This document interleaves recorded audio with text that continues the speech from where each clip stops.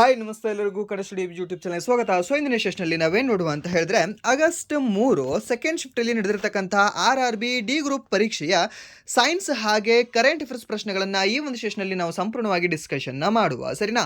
So ಹಾಗಾದರೆ ಬನ್ನಿ ವಿಡಿಯೋನ ಸ್ಟಾರ್ಟ್ ಮಾಡುವ. ವಿಡಿಯೋ ಸ್ಟಾರ್ಟ್ ಮಾಡೋದಕ್ಕೆ ಮುಂಚೆ ವಿಡಿಯೋ ಕೊನೆವರೆಗೂ ನೋಡಿ ಅಂತ ಹೇಳ್ತಾರೆ. ಹಾಗೆ ವಿಡಿಯೋ ಕೊನೆವರೆಗೂ ನೋಡಿದ ನಂತರ ವಿಡಿಯೋ ಇಷ್ಟ ಆದರೆ ಪ್ಲೀಸ್ ವಿಡಿಯೋನ ಲೈಕ್ ಮಾಡಿ, ಸಬ್ಸ್ಕ್ರೈಬ್ ಮಾಡಿ. ಇಫ್ ನಿಮಗೆ ವಿಡಿಯೋ ಇಷ್ಟ ಆಗಲಿಲ್ಲ ಅಂದರೆ ಸೊ ಆಬ್ವಿಯಸ್ಲಿ ಡಿಸ್ಲೈಕ್ ಮಾಡಿ ಅಂತ ಹೇಳ್ತಾ, ಹಾಗೆ ನಾವು ಇಲ್ಲಿವರೆಗೂ ಮಾಡಿರ್ತಕ್ಕಂತಹ ಕರೆಂಟ್ ಅಫೇರ್ಸ್ ಕ್ಲಾಸ್ಗಳನ್ನು ಯಾರು ನೋಡಿಲ್ಲ ಅಲ್ವಾ, ಪ್ಲೀಸ್ ನೀವು ಪ್ಲೇಲಿಸ್ಟಲ್ಲಿ ಹೋಗಿ ಚೆಕ್ ಮಾಡ್ಕೊಂಡು ನೋಡ್ಕೊಳ್ಳಿ. ಓಕೆ, ಯಾಕೆಂದರೆ ಅಲ್ಲಿಂದ ಸಾಕಷ್ಟು ಪ್ರಶ್ನೆಗಳನ್ನು ಕೇಳ್ತಾ ಇದ್ದಾನೆ ಎಕ್ಸಾಮಲ್ಲಿ. So almost and some science ಕ್ಲಾಸ್ಗಳು ಸಹ ಇದ್ದಾವೆ. ಸೊ ಆ ಸೈನ್ಸ್ ಕ್ಲಾಸ್ಗಳನ್ನು ಸಹ ನೀವು ನೋಡಬಹುದು. ಓಕೆ, ಸೊ ಹಾಗಾದರೆ ಬನ್ನಿ ಮೊದಲ ಪ್ರಶ್ನೆ ಏನಿದೆ ಅಂತ ನೋಡುವ. ಸೊ ಈ ಒಂದು ಕ್ಲಾಸಲ್ಲಿ ಕ್ಷಮಿಸಿ, ಏನು ಅಂತಂದರೆ ಈ ಆನ್ಸರ್ಗಳು ಕೆಳಗಡೆ ಮೆನ್ಷನ್ ಆಗಿದ್ದಾವೆ.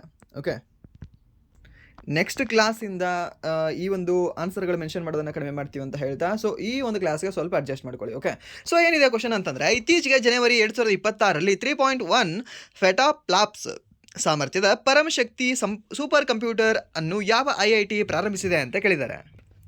ಓಕೆ, ಸೊ ಆನ್ಸರ್ ಆಪ್ಷನ್ ಏನು ಕೊಟ್ಟಿದ್ದಾರೆ? IIT Bombay, IIT Madras, IIT Kharagpur, IIT Delhi ಅಂತ ಕೊಟ್ಟಿದ್ದಾರೆ. ಸೊ ಇದಕ್ಕೆ ಸರಿಯಾದ ಉತ್ತರ ಯಾವುದಾಗುತ್ತೆ? ಸೊ ಇದಕ್ಕೆ ಸರಿಯಾದ ಉತ್ತರ ಬಂದುಬಿಟ್ಟು IIT ಮದ್ರಾಸ್ ಅಂತ ಹೇಳ್ತೀವಿ, ಸರಿನಾ? ಸೊ ಆ್ಯಂಡ್ ಸಮ್ ನ್ಯೂ ಅಸ್ಪಿರೆಂಟ್ಸ್ಗಳಿಗೆ and some okay, so application ಹಾಕಿರ್ತೀರ, ಕೆಲವೊಬ್ರು ಇವಾಗ ನೋಡ್ತಿರ್ತಾರೆ. ಓಕೆ, ಸೊ ಅವರು ಕಾಮೆಂಟ್ ಸೆಕ್ಷನಲ್ಲಿ ಏನು ಕಾಮೆಂಟ್ ಇರುತ್ತೆ ಅಂತಂದರೆ, ಸರ್ ಕ್ವಶನ್ ಇದಕ್ಕೆ ಕೇಳಿರಲಿಲ್ಲ. ಓಕೆ, ಸೊ ಕ್ವಶನ್ ಏನು ಕೇಳಿರಬಹುದಾಗಿತ್ತು ಅಂತಂದರೆ IIT ಮದ್ರಾಸ್ ಈ ಕೆಳಗಿನ ಯಾವ ಸೂಪರ್ ಕಂಪ್ಯೂಟರನ್ನು ತಯಾರಿಸಿದೆ ಅಂತ ಈ ರೀತಿ ಕ್ವಶನ್ ಕೇಳಿರಬಹುದು. ಓಕೆ, ಸೊ ಆಪ್ಷನಲ್ಲಿ ನಿಮಗೆ ಯಾವುದು ಅಂದರೆ ಈ ಒಂದು IIT ಪರಂ ಶಕ್ತಿ ಅಂತ ಇರಬಹುದು ಆಪ್ಷನ್ಗಳಲ್ಲಿ. ಸೊ ಕ್ವಶನ್ ಕೊಟ್ಟಿರೋದು ಆಪ್ಷನ್ ಆಗಿರ್ಬೋದು, ಆಪ್ಷನ್ ಕೊಟ್ಟಿರೋದು ಕ್ವಶನ್ ಆಗಿರ್ಬೋದು. ಬಿಕಾಸ್ ಯಾಕೆ ಅಂತಂದರೆ ಇವಾಗ ನೀವೇ ಎಕ್ಸಾಮ್ ಬರೆದಿದ್ದೀರಾ ಅಂತ ತಿಳ್ಕೊಳ್ಳಿ. ಎಕ್ಸಾಮ್ ಬರೆದು ಬಂದು ನೀವು ಕ್ವಶನ್ ಇವಾಗ ಯಾರೋ ಒಬ್ಬರಿಗೆ ಯೂಟ್ಯೂಬ್ ಚಾನಲ್ ಅವರಿಗೆ ಹೇಳ್ತಿದ್ದೀರಾ ಅಂತಂದರೆ ಹೇಗೆ ಹೇಳ್ತೀರಾ? ಕಂಪ್ಲೀಟಾಗಿ 100% ಹೇಳೋಕ್ಕಾಗ್ತದಾ? ಆಗಲ್ಲ ಅಲ್ವಾ? ಬಟ್ ಸರ್ ಪರಮಶಕ್ತಿ ಮೇಲೆ ಒಂದು ಕ್ವಶನ್ ಕೇಳಿದ್ರು ಅಂತ ಈ ರೀತಿ ಹೇಳೋದಾಗ್ತದಲ್ವಾ? ಸೊ ಅದಕ್ಕೆ ಅದು ಪರಮಶಕ್ತಿ ಆಪ್ಷನಲ್ಲಿ ಇತ್ತು ಅಥವಾ ಕ್ವಶನಲ್ಲಿ ಇತ್ತು ಅಂತ ನಮಗೆ ಹೇಗೆ ಗೊತ್ತಾಗುತ್ತೆ? ಸೊ ಆ ಕಾರಣದಿಂದಾಗಿ ಇಲ್ಲಿ ಜಸ್ಟ್ ಕ್ವಶನ್ ಏನಿದೆ ಅಂತ ಬೇಕಾಗಿಲ್ಲ, ಟಾಪಿಕ್ ಏನಿದೆ, ಓಕೆ, ಟಾಪಿಕ್ ಏನು ಹೇಳ್ತಾ ಇದೆ ಅದರಿಂದ ನನಗೆ ಕ್ವಶನ್ಗಳು ಸಿಗ್ತಿದ್ದಾವ, ಆ್ಯಂಡ್ ದೆನ್ ನೆಕ್ಸ್ಟ್ ಆ ಒಂದು ಟಾಪಿಕ್ ಮೇಲೆ ಅದ್ರ ಹಿಂದೆ ಇರ್ತಕ್ಕಂಥ ಕತೆ ನನಗೆಲ್ಲ ಅರ್ಥ ಆಗ್ತಿದೆ ಅನ್ನೋದು ಮಾತ್ರ ನೀವು ತೊಗೊಂಡು ಹೋಗಿದ್ರಿಂದ. ಓಕೆ, ಸೊ ಇಷ್ಟನ್ನು ನಾನು ನಿಮಗೆ ಕೇಳ್ಕೊಳ್ತೇನೆ. ಆ್ಯಂಡ್ ನೆಕ್ಸ್ಟ್ ಇನ್ನೊಂದು ಏನು ಅಂತಂದರೆ, ಕೆಲವೊಬ್ಬರು ಸರ್ ನಂದು ನಾಡಿದ್ದು ಎಕ್ಸಾಮ್ ಇದೆ, ಅದರದ್ದು ಅನಲೈಸಿಸ್ ಇದನ್ನು PDF ಕೊಡ್ತೀರಾ ಅಂತ. ಓಕೆ, ನಾನು ಇಲ್ಲಿ ಕ್ವಶನ್ಸ್ಗಳನ್ನು ನಾನು ಪ್ರಿಪೇರ್ ಮಾಡಿ ಅವ್ರಿಗೆ ಸೆಂಡ್ ಮಾಡಲ್ಲ. RRB ಅವ್ರಿಗೆ ಅವ್ರು ಪ್ರಿಪೇರ್ ಮಾಡಿ ಅವರು ಕ್ವಶನ್ ಎಕ್ಸಾಮ್ ನಡೆಸಿದ ನಂತರ ಎಕ್ಸಾಮ್ ಯಾರು ಬರೆದು ಬರ್ತಾರಲ್ವ ವಿದ್ಯಾರ್ಥಿಗಳು, ಸೊ ಆ ವಿದ್ಯಾರ್ಥಿಗಳು ನೀಡಿರ್ತಕ್ಕಂಥ ಮಾಹಿತಿ ಇದೆಲ್ಲವೂ ಸಹ. ಓಕೆ, ಸೊ ಅದಕ್ಕೆ ಇದೊಂದು ಸಹ ನೀವು ಸೊ ಕೆಲವೊಬ್ರಿಗೆ ಮಾತ್ರ ಇರುತ್ತೆ. ಸೊ ಅದನ್ನು ಸ್ವಲ್ಪ ತೆಗೆದುಹಾಕ್ಬಿಡಿ. ಓಕೆ, ಸೊ ಅದನ್ನು ಬಿಟ್ಟರೆ ಇವಾಗ ಸೊ ಇಲ್ಲಿ ಆನ್ಸರ್ ಕಡೆ ಬರುವ ಈ ಒಂದು ಪರಂ ಶಕ್ತಿ ಅಂತಕ್ಕಂಥ ಸೂಪರ್ ಕಂಪ್ಯೂಟರ್ ಏನಿದೆ ಅಲ್ವಾ, ಇದನ್ನು ಆರಂಭ ಮಾಡಿರ್ತಕ್ಕಂಥ, ಇದನ್ನು ತಯಾರಿಸಿರ್ತಕ್ಕಂಥದ್ದು ನಮ್ಮ IIT ಮದ್ರಾಸ್. ಹಾಗೆ ಈ ಒಂದು ಪರಂ ಶಕ್ತಿಗೆ ಯಾವ ಒಂದು IIT ಜೊತೆ ಇವ್ರು ಸೇರಿ ತಯಾರಿಸಿದ್ದಾರೆ ಅಂತ ಕೇಳಿದ್ರೆ that is IIT Kharagpur also. So ಹಾಗಾದರೆ ಇಲ್ಲಿ IIT ಖರಗ್ಪುರ ಆಗಬೇಕಲ್ವ ಆನ್ಸರ್ ಅಂತ ಅಂದರೆ, ಇದನ್ನು ಮೇನ್ ಆಗಿ ತಯಾರಿಸಿರ್ತಕ್ಕಂಥವ್ರು ಯಾರು ಅಂದರೆ ಒಂದು IIT ಮದ್ರಾಸ್ ಅಂತ ಹೇಳ್ತೀವಿ. ಸೊ ದ್ಯಾಟ್ಸ್ ವೈ ಆನ್ಸರ್ ಯಾವುದಾಗುತ್ತೆ ಅಂದರೆ ಈ ಒಂದು IIT ಮದ್ರಾಸ್ ಅಂತ ಹೇಳ್ತೀವಿ.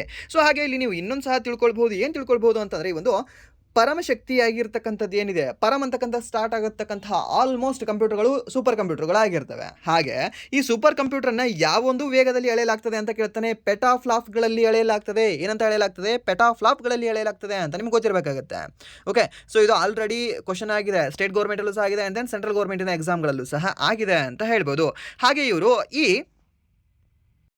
CDAC ಅವರ ಸಹಾಯವನ್ನು ಸಹ ತೆಗೆದುಕೊಂಡಿದ್ದಾರೆ. ಓಕೆ, ಯಾರು ಅಂದರೆ ಒಂದು ಪರಂ ಶಕ್ತಿಯನ್ನು ಬಿಲ್ಡ್ ಮಾಡೋಕ್ಕೆ IIT ಮದ್ರಾಸ್ ಅವರು. ಸೊ ಅದು ಸಹ ನಿಮಗೆ ಗೊತ್ತಿರಲಿ. ಆ್ಯಂಡ್ ನೆಕ್ಸ್ಟ್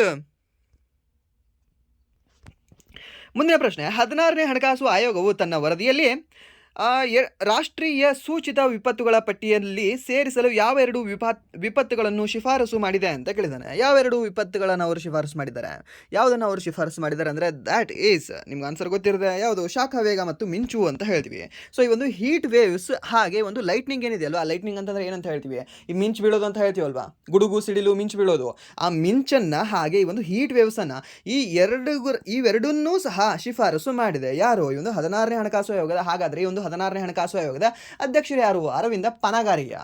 ಓಕೆ, ಮೊದಲನೇ ಹಣಕಾಸು ಆಯೋಗದ ಅಧ್ಯಕ್ಷರು ಯಾರು? KC ನಿಯೋಗಿ. 2ನೇ ಹಣಕಾಸು ಆಯೋಗದ ಅಧ್ಯಕ್ಷರು ಯಾರು? K ಸಂತಾನ. 3ನೇ ಹಣಕಾಸು ಆಯೋಗದ ಅಧ್ಯಕ್ಷರು ಯಾರು ಅಂತಂದರೆ ಅಶೋಕ್ ಚಂದ್ರ ಲಹಾರಿಯಾ ಅಂತ ಬರ್ತಾರೆ. ಓಕೆ, ಸೊ ಅವ್ರು ಸಹ ನೀವು ನೆನ್ಪಿಟ್ಕೊಳ್ಳಿ, ಯಾಕಂದರೆ ರೀಸೆಂಟಾಗಿ ಸ್ಟೇಟ್ ಗೌರ್ಮೆಂಟ್ ಎಕ್ಸಾಮಲ್ಲಿ ಕೇಳಿದ್ದಾನೆ KEಯಲ್ಲಿ. ಆ್ಯಂಡ್ ನೆಕ್ಸ್ಟ್ ಪ್ರಶ್ನೆ, 16ನೇ ಹಣಕಾಸು ಆಯೋಗದ ಪ್ರಕಾರ ವಿಪತ್ತು ನಿರ್ವಹಣಾ ನಿಧಿಯ ವಿಷಯದಲ್ಲಿ ಈಶಾನ್ಯ ರಾಜ್ಯ ಮತ್ತು ಹಿಮಾಲಯ ರಾಜ್ಯಗಳಿಗೆ ಕೇಂದ್ರ ರಾಜ್ಯದ ಅನುಪಾತ ಎಷ್ಟು ಅಂತ ಕೇಳಿದ್ದಾನೆ, ಸರಿನಾ? ಸೊ ಒಂದು ಅನುಪಾತ ನೀಡ್ತಾರೆ ಯಾವುದಕ್ಕೆ? ಈ ಒಂದು ಡಿಸಾಸ್ಟರ್ ಮ್ಯಾನೇಜ್ಮೆಂಟ್ಗೆ ಅಂತ.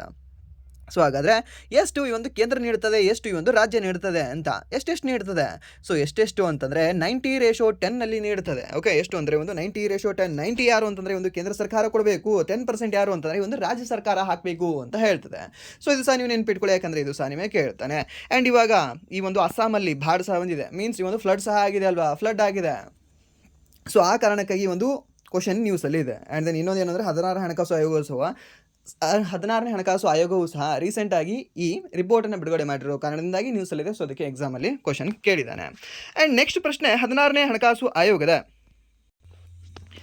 ವರದಿಯಡಿ ವಿಪತ್ತುಗಳ ನೈಜ ಸಮಯದ ಟ್ರ್ಯಾಕಿಂಗ್ಗಾಗಿ ಯಾವ ಮಾಹಿತಿ ವ್ಯವಸ್ಥೆಯನ್ನು ಅಪ್ಗ್ರೇಡ್ ಮಾಡಲು ಶಿಫಾರಸು ಮಾಡಲಾಗಿದೆ ಅಂತ ಕೇಳಿದ್ದಾನೆ. ಸರ್, ಈ ಒಂದು ಕ್ವಶನ್ ಸಹ ಮತ್ತೆ 16ನೇ ಹಣಕಾಸು ಆಯೋಗದ ಮೇಲೆ ಬಂದಿತ್ತಾ ಅಂದರೆ ಬಂದಿಲ್ಲ. ಓಕೆ, ಸೊ ಇದು ಎಡಿಷನಲ್ ಆಗಿ ಒಂದು 16ನೇ ಹಣಕಾಸು ಆಯೋಗದ ಮೇಲೆ ಬಂದಿದೆ ಅಂದರೆ ಮತ್ತೆ ಅದು ಕ್ವಶನ್ ಬಂದಿರಲ್ಲ. ಸೊ ಇವು ಎಡಿಷನಲ್ ಏನೇನು ಬರಬಹುದು ನೆಕ್ಸ್ಟ್ ಅಂತ ಕೇಳುವಂತಹ ಕ್ವಶನ್ಗಳಿವೆಲ್ಲವೂ ಸಹ.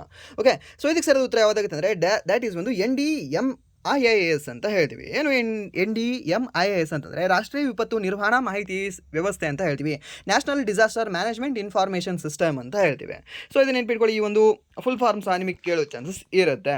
ಆ್ಯಂಡ್ ನೆಕ್ಸ್ಟ್ ಪ್ರಶ್ನೆ, ಏಪ್ರಿಲ್ 2026 ಮ್ಯಾಡ್ರಿಡ್ನಲ್ಲಿ ನಡೆದ ಪ್ರತಿಷ್ಠಿತ ಲಾರೆಸ್ ವರ್ಲ್ಡ್ ಸ್ಪೋರ್ಟ್ಸ್ ಅವಾರ್ಡ್ಸ್ನಲ್ಲಿ ಸರ್ವಶ್ರೇಷ್ಠ ಮಹಿಳಾ ಆಟಗಾರ್ತಿ ಯಾರು ಅಂತಂದರೆ ನಮ್ಮ ಅರೆನಾ ಸಬಲೆಂಕಾ ಅವರು ಅಂತ ಹೇಳ್ತೀವಿ. ಯಾವ ದೇಶದವರು ಇವರು? ಬೆಲಾರಸ್ ದೇಶದ ಆಟಗಾರ್ತಿಯಾಗಿದ್ದಾರೆ ಒಂದು ಅರೆನಾ ಸಬಲೆಂಕಾ ಅವರು. ಓಕೆ, ಆ್ಯಂಡ್ ನೆಕ್ಸ್ಟ್ ಈ ಒಂದು ಪುರುಷರಲ್ಲಿ ಯಾರಿಗೆ ನೀಡಲಾಗಿದೆ ಅಂತಂದರೆ ದ್ಯಾಟ್ ಈಸ್ ಒಂದು ಕಾರ್ಲಸ್ ಅಲ್ಕರಾಜ್ ಅವರಿಗೆ ನೀಡಿ ಗೌರವಿಸಲಾಗಿದೆ. ಯಾರಿಗೆ? ಕಾರ್ಲಸ್ ಅಲ್ಕರಾಜ್ ಅವರಿಗೆ. Sports man of the year ಅಂದರೆ ಕಾರ್ಲಸ್ ಅಲ್ಕರಾಜ್ ಅವರು, ಹಾಗೆ sports women of the year ಯಾರು ಅಂತಂದರೆ ಒಂದು ಅರೆನಾ ಸಬಲೆಂಕಾ ಅವರು ಅಂತ ಹೇಳ್ತೇವೆ. ಸೊ ಇದನ್ನು ಸಹ ನೀವು ನೆನ್ಪಿಟ್ಕೊಳ್ಳಿ, ಯಾಕೆಂದರೆ ಇದು ಸಹ ನಿಮಗೆ ಕೇಳೋ ಚಾನ್ಸಸ್ ಇರುತ್ತೆ. And world team of the year ಯಾರು ಅಂತ ಕೇಳ್ತಾರೆ? PSG ಅಂತ ಹೇಳಬೇಕಾಗುತ್ತೆ. ಆ್ಯಂಡ್ ನೆಕ್ಸ್ಟ್ ಒಂದು breakthrough of the year ಯಾರು ಅಂತ ಕೇಳ್ತಾರೆ? ಲ್ಯಾಂಡೋ ನಾರಿಸ್ ಅಂತ ಬರ್ತಾರೆ. ಲ್ಯಾಂಡೋ ನಾರಿಸ್, ಸರ್ ಇದನ್ನು ಕೇಳಿದ್ದೀನಲ್ಲ ಕರೆಂಟ್ ಅಫೇರ್ಸ್, ಡೈಲಿ ಕರೆಂಟ್ ಅಫೇರ್ಸಲ್ಲಿ ಮಾಡುವಾಗ. ಹೌದು, ಫಾರ್ಮುಲಾ 1 ರೇಸರ್ ಇವರು, ಈ ಲ್ಯಾಂಡೋ ನಾರಿಸ್ ಅಂತ ಹೇಳ್ತೀವಿ, ಸರಿನಾ? ಸೊ ಇದನ್ನು ಸಹ ನೀವು ನೆನ್ಪಿಟ್ಕೊಳ್ಳಿ. And next comeback of the year ಯಾರಿಗೆ ನೀಡಲಾಗಿದೆ ಅಂತ ಕೇಳ್ತಾನೆ? ರೋರಿ ಮ್ಯಾಕ್ರಾಯ್ ಅವರಿಗೆ ನೀಡಲಾಗಿದೆ. And Young sports man of the year ಯಾರಿಗೆ ನೀಡಲಾಗಿದೆ ಅಂದರೆ ಈ ರೀಸೆಂಟಾಗಿ ಸ್ಪೇನ್ ಅವರು ಇದ್ರಲ್ಲ, ಅವರು 19 ವರ್ಷದ ಆಟಗಾರ ಯಮಾಲ್. ಓಕೆ, ಲಾಮಿನೆ ಯಮಾಲ್ ಅಂತ ಹೇಳ್ತೀವಿ. ಸೊ ಅವ್ರನ್ನ Young sports man of the year ಪ್ರಶಸ್ತಿ ನೀಡಿ ಗೌರವಿಸಲಾಗಿದೆ. ಅದು ಸಹ ನಿಮಗೆ ಗೊತ್ತಿರಲಿ. ಆ್ಯಂಡ್ ನೆಕ್ಸ್ಟ್ ಇನ್ನೊಂದು ನಿಮಗೆ ಕೇಳ್ಬೋದು, ಈ ಒಂದು ಕಮ್ಬ್ಯಾಕ್ ಆಫ್ ದ ಇಯರ್ ಅಂತ ಹೇಳಿದೆ ಅಲ್ವಾ ನಿಮಗೆ, ಯಾರು? ಈ ಒಂದು ರೋರಿ ಮ್ಯಾಕ್ರಾಯ್ ಅವರು. ಸೊ ಅವರು ಯಾವ ಕ್ರೀಡೆಗೆ ಸಂಬಂಧಿಸಿದ್ದಾರೆ ಅಂತ? ಅವರು ಗಾಲ್ಫ್ ಕ್ರೀಡೆಗೆ ಸಂಬಂಧಿಸಿದ್ದಾರೆ. ಓಕೆ, ಸೊ ಅದು ಸಹ ನಿಮಗೆ ಗೊತ್ತಿರಲಿ. ಆ್ಯಂಡ್ ನೆಕ್ಸ್ಟ್ ಒಂದು ಲೈಫ್ ಟೈಮ್ ಅಚೀವ್ಮೆಂಟ್ ಅವಾರ್ಡ್ ನೀಡಲಾಗಿದೆ ಯಾರಿಗೆ ಅಂದರೆ ನಾಡಿಯಾ ಅವರಿಗೆ. ಓಕೆ, ನಾಡಿಯಾ ಕೊಮಾನೇಸಿ ಅಂತ ಹೇಳ್ತೀವಿ. ಸೊ ಇವರು ಜಿಮ್ನಾಸ್ಟಿಕ್ಗೆ ಸಂಬಂಧ ಹೊಂದಿದ್ದಾರೆ. ಸೊ ಅವರಿಗೆ ಸಹ ನೀಡಲಾಗಿದೆ. ಆ್ಯಂಡ್ ನೆಕ್ಸ್ಟ್ ಈ ಒಂದು ಸ್ಪೋರ್ಟಿಂಗ್ ಇನ್ಸ್ಪಿರೇಷನ್ ಅವಾರ್ಡ್ ಅಂತ ನೀಡಲಾಗ್ತದೆ. ಸೊ ಇದು ಯಾರಿಗಂದರೆ ಈ ಒಂದು ಟೋನಿ ಕ್ರೂಸ್ ಅವರಿಗೆ ನೀಡಲಾಗಿದೆ. ಟೋನಿ ಕ್ರೂಸ್ ಯಾರು? ಟಾಮ್ ಕ್ರೂಸ್ ಅಲ್ಲ, ಟೋನಿ ಕ್ರೂಸ್ ಇವರು. ಓಕೆ, ಸೊ ಇವರು ಹಾಲಿವುಡ್ ಆ್ಯಕ್ಟರ್ ಅಲ್ಲ. ಸೊ ಈ ಒಂದು ಟಾಮ್ ಕ್ರೂಸ್ ಬದಲಾಗಿ ಈ ಟೋನಿ ಕ್ರೂಸ್ ಅಂತಕ್ಕಂಥವರು ಫುಟ್ಬಾಲ್ ಆಟಗಾರರಾಗಿದ್ದಾರೆ. ಟೋನಿ ಕ್ರೂಸ್ ಫುಟ್ಬಾಲ್ ಆಟಗಾರರು. ಸೊ ಇದು ಸಹ ನೀವು ನೆನ್ಪಿಟ್ಕೊಳ್ಳಿ. ಆ್ಯಂಡ್ ನೆಕ್ಸ್ಟ್ ಇನ್ನೊಂದು ಏನು ಅಂತಂದರೆ ಈ ಒಂದು ಡಿಸಾಬಿಲಿಟಿ ಸ್ಪೋರ್ಟ್ಸ್ ಪರ್ಸನ್ ಯಾರಿಗೆ ನೀಡಲಾಗಿದೆ ಅಂತ ಈ ಒಂದು ಗ್ಯಾಬ್ರಿಯಲ್ ಅರಾಜೋ ಅವರಿಗೆ ನೀಡಲಾಗಿದೆ. ಸೊ ಅದು ಸಹ ನಿಮಗೆ ಗೊತ್ತಿರಲಿ. ಆ್ಯಂಡ್ ನೆಕ್ಸ್ಟ್ ಈ ಒಂದು action sports man of the year ಪ್ರಶಸ್ತಿ ನೀಡಲಾಗ್ತದೆ, ಅದು ಕ್ಲೋಯ್ ಕಿಮ್ ಅವರಿಗೆ ನೀಡಲಾಗಿದೆ. Kim Jong Un. ಸೊ ಆ ರೀತಿ ಕಿಮ್ ಅಂತ ನೆನ್ಪಿಟ್ಕೊಳ್ಳಿ. ಆ್ಯಂಡ್ ನೆಕ್ಸ್ಟ್ ಪ್ರಶ್ನೆ, ಮಾರ್ಚ್ 2026 ಪಶ್ಚಿಮ ಬಂಗಾಳದ ಯಾವ ರಾಜ್ಯಪಾಲರು ತಮ್ಮ ಹುದ್ದೆಯಿಂದ ಇದ್ದಕ್ಕಿದ್ದಂತೆ ರಾಜೀನಾಮೆ ನೀಡಿದರು ಅಂತ? ಸೊ ಯಾರು? CV ಆನಂದ್ ಬೋಸ್ ಅವರು. ಸೊ ಇವರು ಹೋದ ನಂತರ ಯಾರು ಬಂದರು ಅಲ್ಲಿ ಅಂದರೆ ಈ RN ರವಿ ಅವರು ಬರ್ತಾರೆ. ಸೊ ಇವರು ಮೊದಲು RN ರವಿ ಎಲ್ಲಿದ್ದರು ಅಂತಂದರೆ ಈ ಒಂದು ತಮಿಳುನಾಡಿನ ಗವರ್ನರ್ ಆಗಿದ್ದರು. ಸೊ ನೋಡಿರ್ಬೋದು, ತಮಿಳುನಾಡಿನ ಗವರ್ನರ್ ಹಾಗೆ ತಮಿಳುನಾಡಿನ ಸರ್ಕಾರದ ಒಂದು ತಿಕ್ಕಾಟ. ಸೊ ಆರ್ಟಿಕಲ್ 200 ಫುಲ್ ನ್ಯೂಸಲ್ಲಿ ಇರ್ತಿತ್ತು. ಸೊ ಅದಕ್ಕೆ ಏನಾಗಿದೆ, ಸೊ ಅವರು ಇಲ್ಲಿ ವೆಸ್ಟ್ ಬೆಂಗಾಲ್ಗೆ ಹೋಗಿದ್ದಾರೆ. ಆ್ಯಂಡ್ ವೆಸ್ಟ್ ಬೆಂಗಾಲಲ್ಲಿ ಇರ್ತಕ್ಕಂಥವ್ರು ಮನೆಗೆ ಹೋಗಿದ್ದಾರೆ. ಹಾಗೆ ಲಾ ಗಣೇಶ್ ಅವರು ನಿಮಗೆ ಕೇಳ್ಬೋದು. ಲಾ ಗಣೇಶ್ ಯಾರು ಅಂತಂದರೆ ಈ ಒಂದು ನಾಗಾಲ್ಯಾಂಡಿನ ಯಾವ ರಾಜ್ಯ? ಈ ಒಂದು ನಾಗಾಲ್ಯಾಂಡಿನ ಮಾಜಿ ಗವರ್ನರ್ ಅಂತ ಹೇಳ್ತೀವಿ. ಸೊ ಇವರು ಇವಾಗ ಡೆತ್ ಆಗಿದ್ದಾರೆ. ಲಾ ಗಣೇಶ್ ಅವರು ನಿವೃತ್ತಿ ತೊಗೊಂಡಿಲ್ಲ, ಮೀನ್ಸ್ ರಿಸಿಗ್ನೇಷನ್ ಸಹ ಕೊಟ್ಟಿಲ್ಲ, ಅವರು ಡೆತ್ ಆಗಿದ್ದಾರೆ. ಸೊ ಅದು ಸಹ ನಿಮ್ಗೆ ಗೊತ್ತಿರಲಿ. ಜಗದೀಪ್ ಧನ್ಕರ್ ಅವರು. ಸೊ ಇವರು ನಮ್ಮ ಭಾರತದ 14ನೇ ಅಥವಾ 13ನೇ, ಓಕೆ ಕನ್ಫ್ಯೂಷನ್ ಇದೆ ಅದು. ಸೊ ಆ ಒಂದು ವೈಸ್ ಪ್ರೆಸಿಡೆಂಟ್ ಆಗಿದ್ರು ಇವರು, ಬಿಫೋರ್ VP ರಾಧಾಕೃಷ್ಣನ್ ಅವರು. ಸೊ ಅದು ಸಹ ನಿಮ್ಗೆ ಗೊತ್ತಿರಲಿ. ಆ್ಯಂಡ್ ನೆಕ್ಸ್ಟ್ ಪ್ರಶ್ನೆ, ಓಕೆ, ಸೊ ಇಲ್ಲಿ ಗವರ್ನರ್ ಮೇಲೆ ಕೇಳಿದ್ದಾನೆ ಅಂತಂದರೆ, ಸೊ ಇಲ್ಲಿ ನಿಮಗೆ ಪ್ರತಿದಿನ ಕಂಟಿನ್ಯೂ ಆಗಿ ಗವರ್ನರ್ ಮೇಲೆ ಕೇಳ್ತಿಲ್ಲ. ಈ ಒಂದು ದಿನ ಇದೆ ಅಂದರೆ 3 ಶಿಫ್ಟ್ ನಡೀತಿದೆ ಅಂದರೆ 3 ಶಿಫ್ಟಲ್ಲಿ 1 ಶಿಫ್ಟಲ್ಲಿ ಕೇಳ್ತಾ ಇದ್ದಾನೆ, ಆ ರೀತಿ ಅರ್ಥ ಇವಾಗ. ಸೊ ಅದಕ್ಕೆ ಏನು ಮಾಡ್ಕೊಳ್ಳಿ ಅಂತಂದರೆ, ರೀಸೆಂಟಾಗಿ ಒಂದು 6 ರಾಜ್ಯದ ಗವರ್ನರ್ ಚೇಂಜ್ ಆಗಿದ್ದಾರೆ. ಯಾವ್ದು? ತಮಿಳುನಾಡು ಚೇಂಜ್ ಆಗಿದ್ದಾರೆ. ಯಾರು ಬಂದಿದ್ದಾರೆ ಇವಾಗ? ಶಿವಪ್ರತಾಪ್ ಶುಕ್ಲಾ ಅವರು ಬಂದಿದ್ದಾರೆ. ಆ್ಯಂಡ್ ನೆಕ್ಸ್ಟ್ ಮಹಾರಾಷ್ಟ್ರ ಚೇಂಜ್ ಆಗಿದ್ದಾರೆ. ಯಾರು ಬಂದಿದ್ದಾರೆ? ವಿಷ್ಣುದೇವ್ ದೇಸಾಯಿ ಅವರು ಬಂದಿದ್ದಾರೆ. ಓಕೆ, ಜಿಷ್ಣುದೇವ್ ಅಲ್ವಾ? ಸೊ ಅವ್ರು ಬಂದಿದ್ದಾರೆ. ಆ್ಯಂಡ್ ನೆಕ್ಸ್ಟ್ ಈ ಒಂದು ಲಡಾಖದ ಚೇಂಜ್ ಆಗಿದ್ದಾರೆ. ಯಾರು? ವಿನಯ್ ಕುಮಾರ್ ಸಕ್ಸೇನಾ ಅವರು ಬಂದಿದ್ದಾರೆ. ಆ್ಯಂಡ್ ಮತ್ತೆ ಯಾರು? ಹಿಮಾಚಲ್ ಪ್ರದೇಶ ಚೇಂಜ್ ಆಗಿದ್ದಾರೆ, ಕವೀಂದ್ರ ಗುಪ್ತಾ ಅವರು ಬಂದಿದ್ದಾರೆ ಅಲ್ವಾ. ಆ್ಯಂಡ್ ನೆಕ್ಸ್ಟ್ ಈ ದೆಹಲಿ ಚೇಂಜ್ ಆಗಿದ್ದಾರೆ, ಸುಖವಿಂದರ್ ಅಂತ ಏನೋ ಬಂದಿದ್ದಾರೆ ಅವರು. ಸೊ ಅವ್ರನ್ನ ನೆನ್ಪಿಟ್ಕೊಳ್ಳಿ. ಆ್ಯಂಡ್ ಮತ್ತೆ ಈ ತಮಿಳ್ನಾಡು ಚೇಂಜ್ ಆಗಿದ್ದಾರೆ, ಯಾರಿದ್ದಾರೆ ಕರೆಂಟ್ಲಿ? ರಾಜೇಂದ್ರ ಅವರು ಇದ್ದಾರೆ. ರಾಜೇಂದ್ರ ಅವರು 2 ರಾಜ್ಯದ ಗವರ್ನರ್ ಆಗಿದ್ದಾರೆ. ಸೊ ಯಾವ್ಯಾವ ರಾಜ್ಯ ಅಂದರೆ ಒಂದು ಕೇರಳದ್ದು ಹಾಗೆ ಈ ಒಂದು ತಮಿಳ್ನಾಡುದು. ಸೊ ಎಲ್ಲವೂ ಸಹ ನೆನ್ಪಿಟ್ಕೊಳ್ಳಿ. ಸೊ ಯಾರು ಇದಕ್ಕಿಂತ ಮುಂಚೆ ಅವ್ರು ಎಲ್ಲಿದ್ರು ಅಂತ. ಓಕೆ, ಇವಾಗ ಜಿಷ್ಣು ದೇವಸಾಯಿ ಅಂತ ನಿಮ್ಗೆ ಗೊತ್ತಾಯಿತು. ಸೊ ಅವರು ಇದಕ್ಕಿಂತ ಮುಂಚೆ ಮಹಾರಾಷ್ಟ್ರಕ್ಕಿಂತ ಮುಂಚೆ ಎಲ್ಲಿದ್ರು ಅವರು? ಸೊ ಅವರು ತೆಲಂಗಾಣದಲ್ಲಿದ್ದರು. ತೆಲಂಗಾಣಕ್ಕೆ ಬಂದಿರತಕ್ಕಂಥ ಇವಾಗ ಕರೆಂಟ್ಲಿ ಯಾರು? ಶಿವ ಪ್ರತಾಪ್ ಶುಕ್ಲಾ ಅವರು. ಸೊ ಅವ್ರು ಮೊದಲು ಎಲ್ಲಿದ್ರು ಅಂದರೆ ಹಿಮಾಚಲ್ ಪ್ರದೇಶದ ಗವರ್ನರ್ ಆಗಿದ್ರು. ಹಾಗಾದರೆ ಹಿಮಾಚಲ್ ಪ್ರದೇಶಕ್ಕೆ ಬಂದಿರತಕ್ಕಂಥ ಈ ಕವೀಂದ್ರ ಗುಪ್ತಾ ಅವರು ಎಲ್ಲಿದ್ರು? ಅವರು ಲಡಾಖಲ್ಲಿದ್ದರು. ಹಾಗಾದರೆ ಲಡಾಖಿಗೆ ಬಂದಿರತಕ್ಕಂಥ ವಿನಯ್ ಕುಮಾರ್ ಸಕ್ಸೇನಾ ಅವರು ಎಲ್ಲಿಂದ ಬಂದಿದ್ರು ಅಂದರೆ ಅವರು ದೆಹಲಿಯಿಂದ ಇದ್ದರು.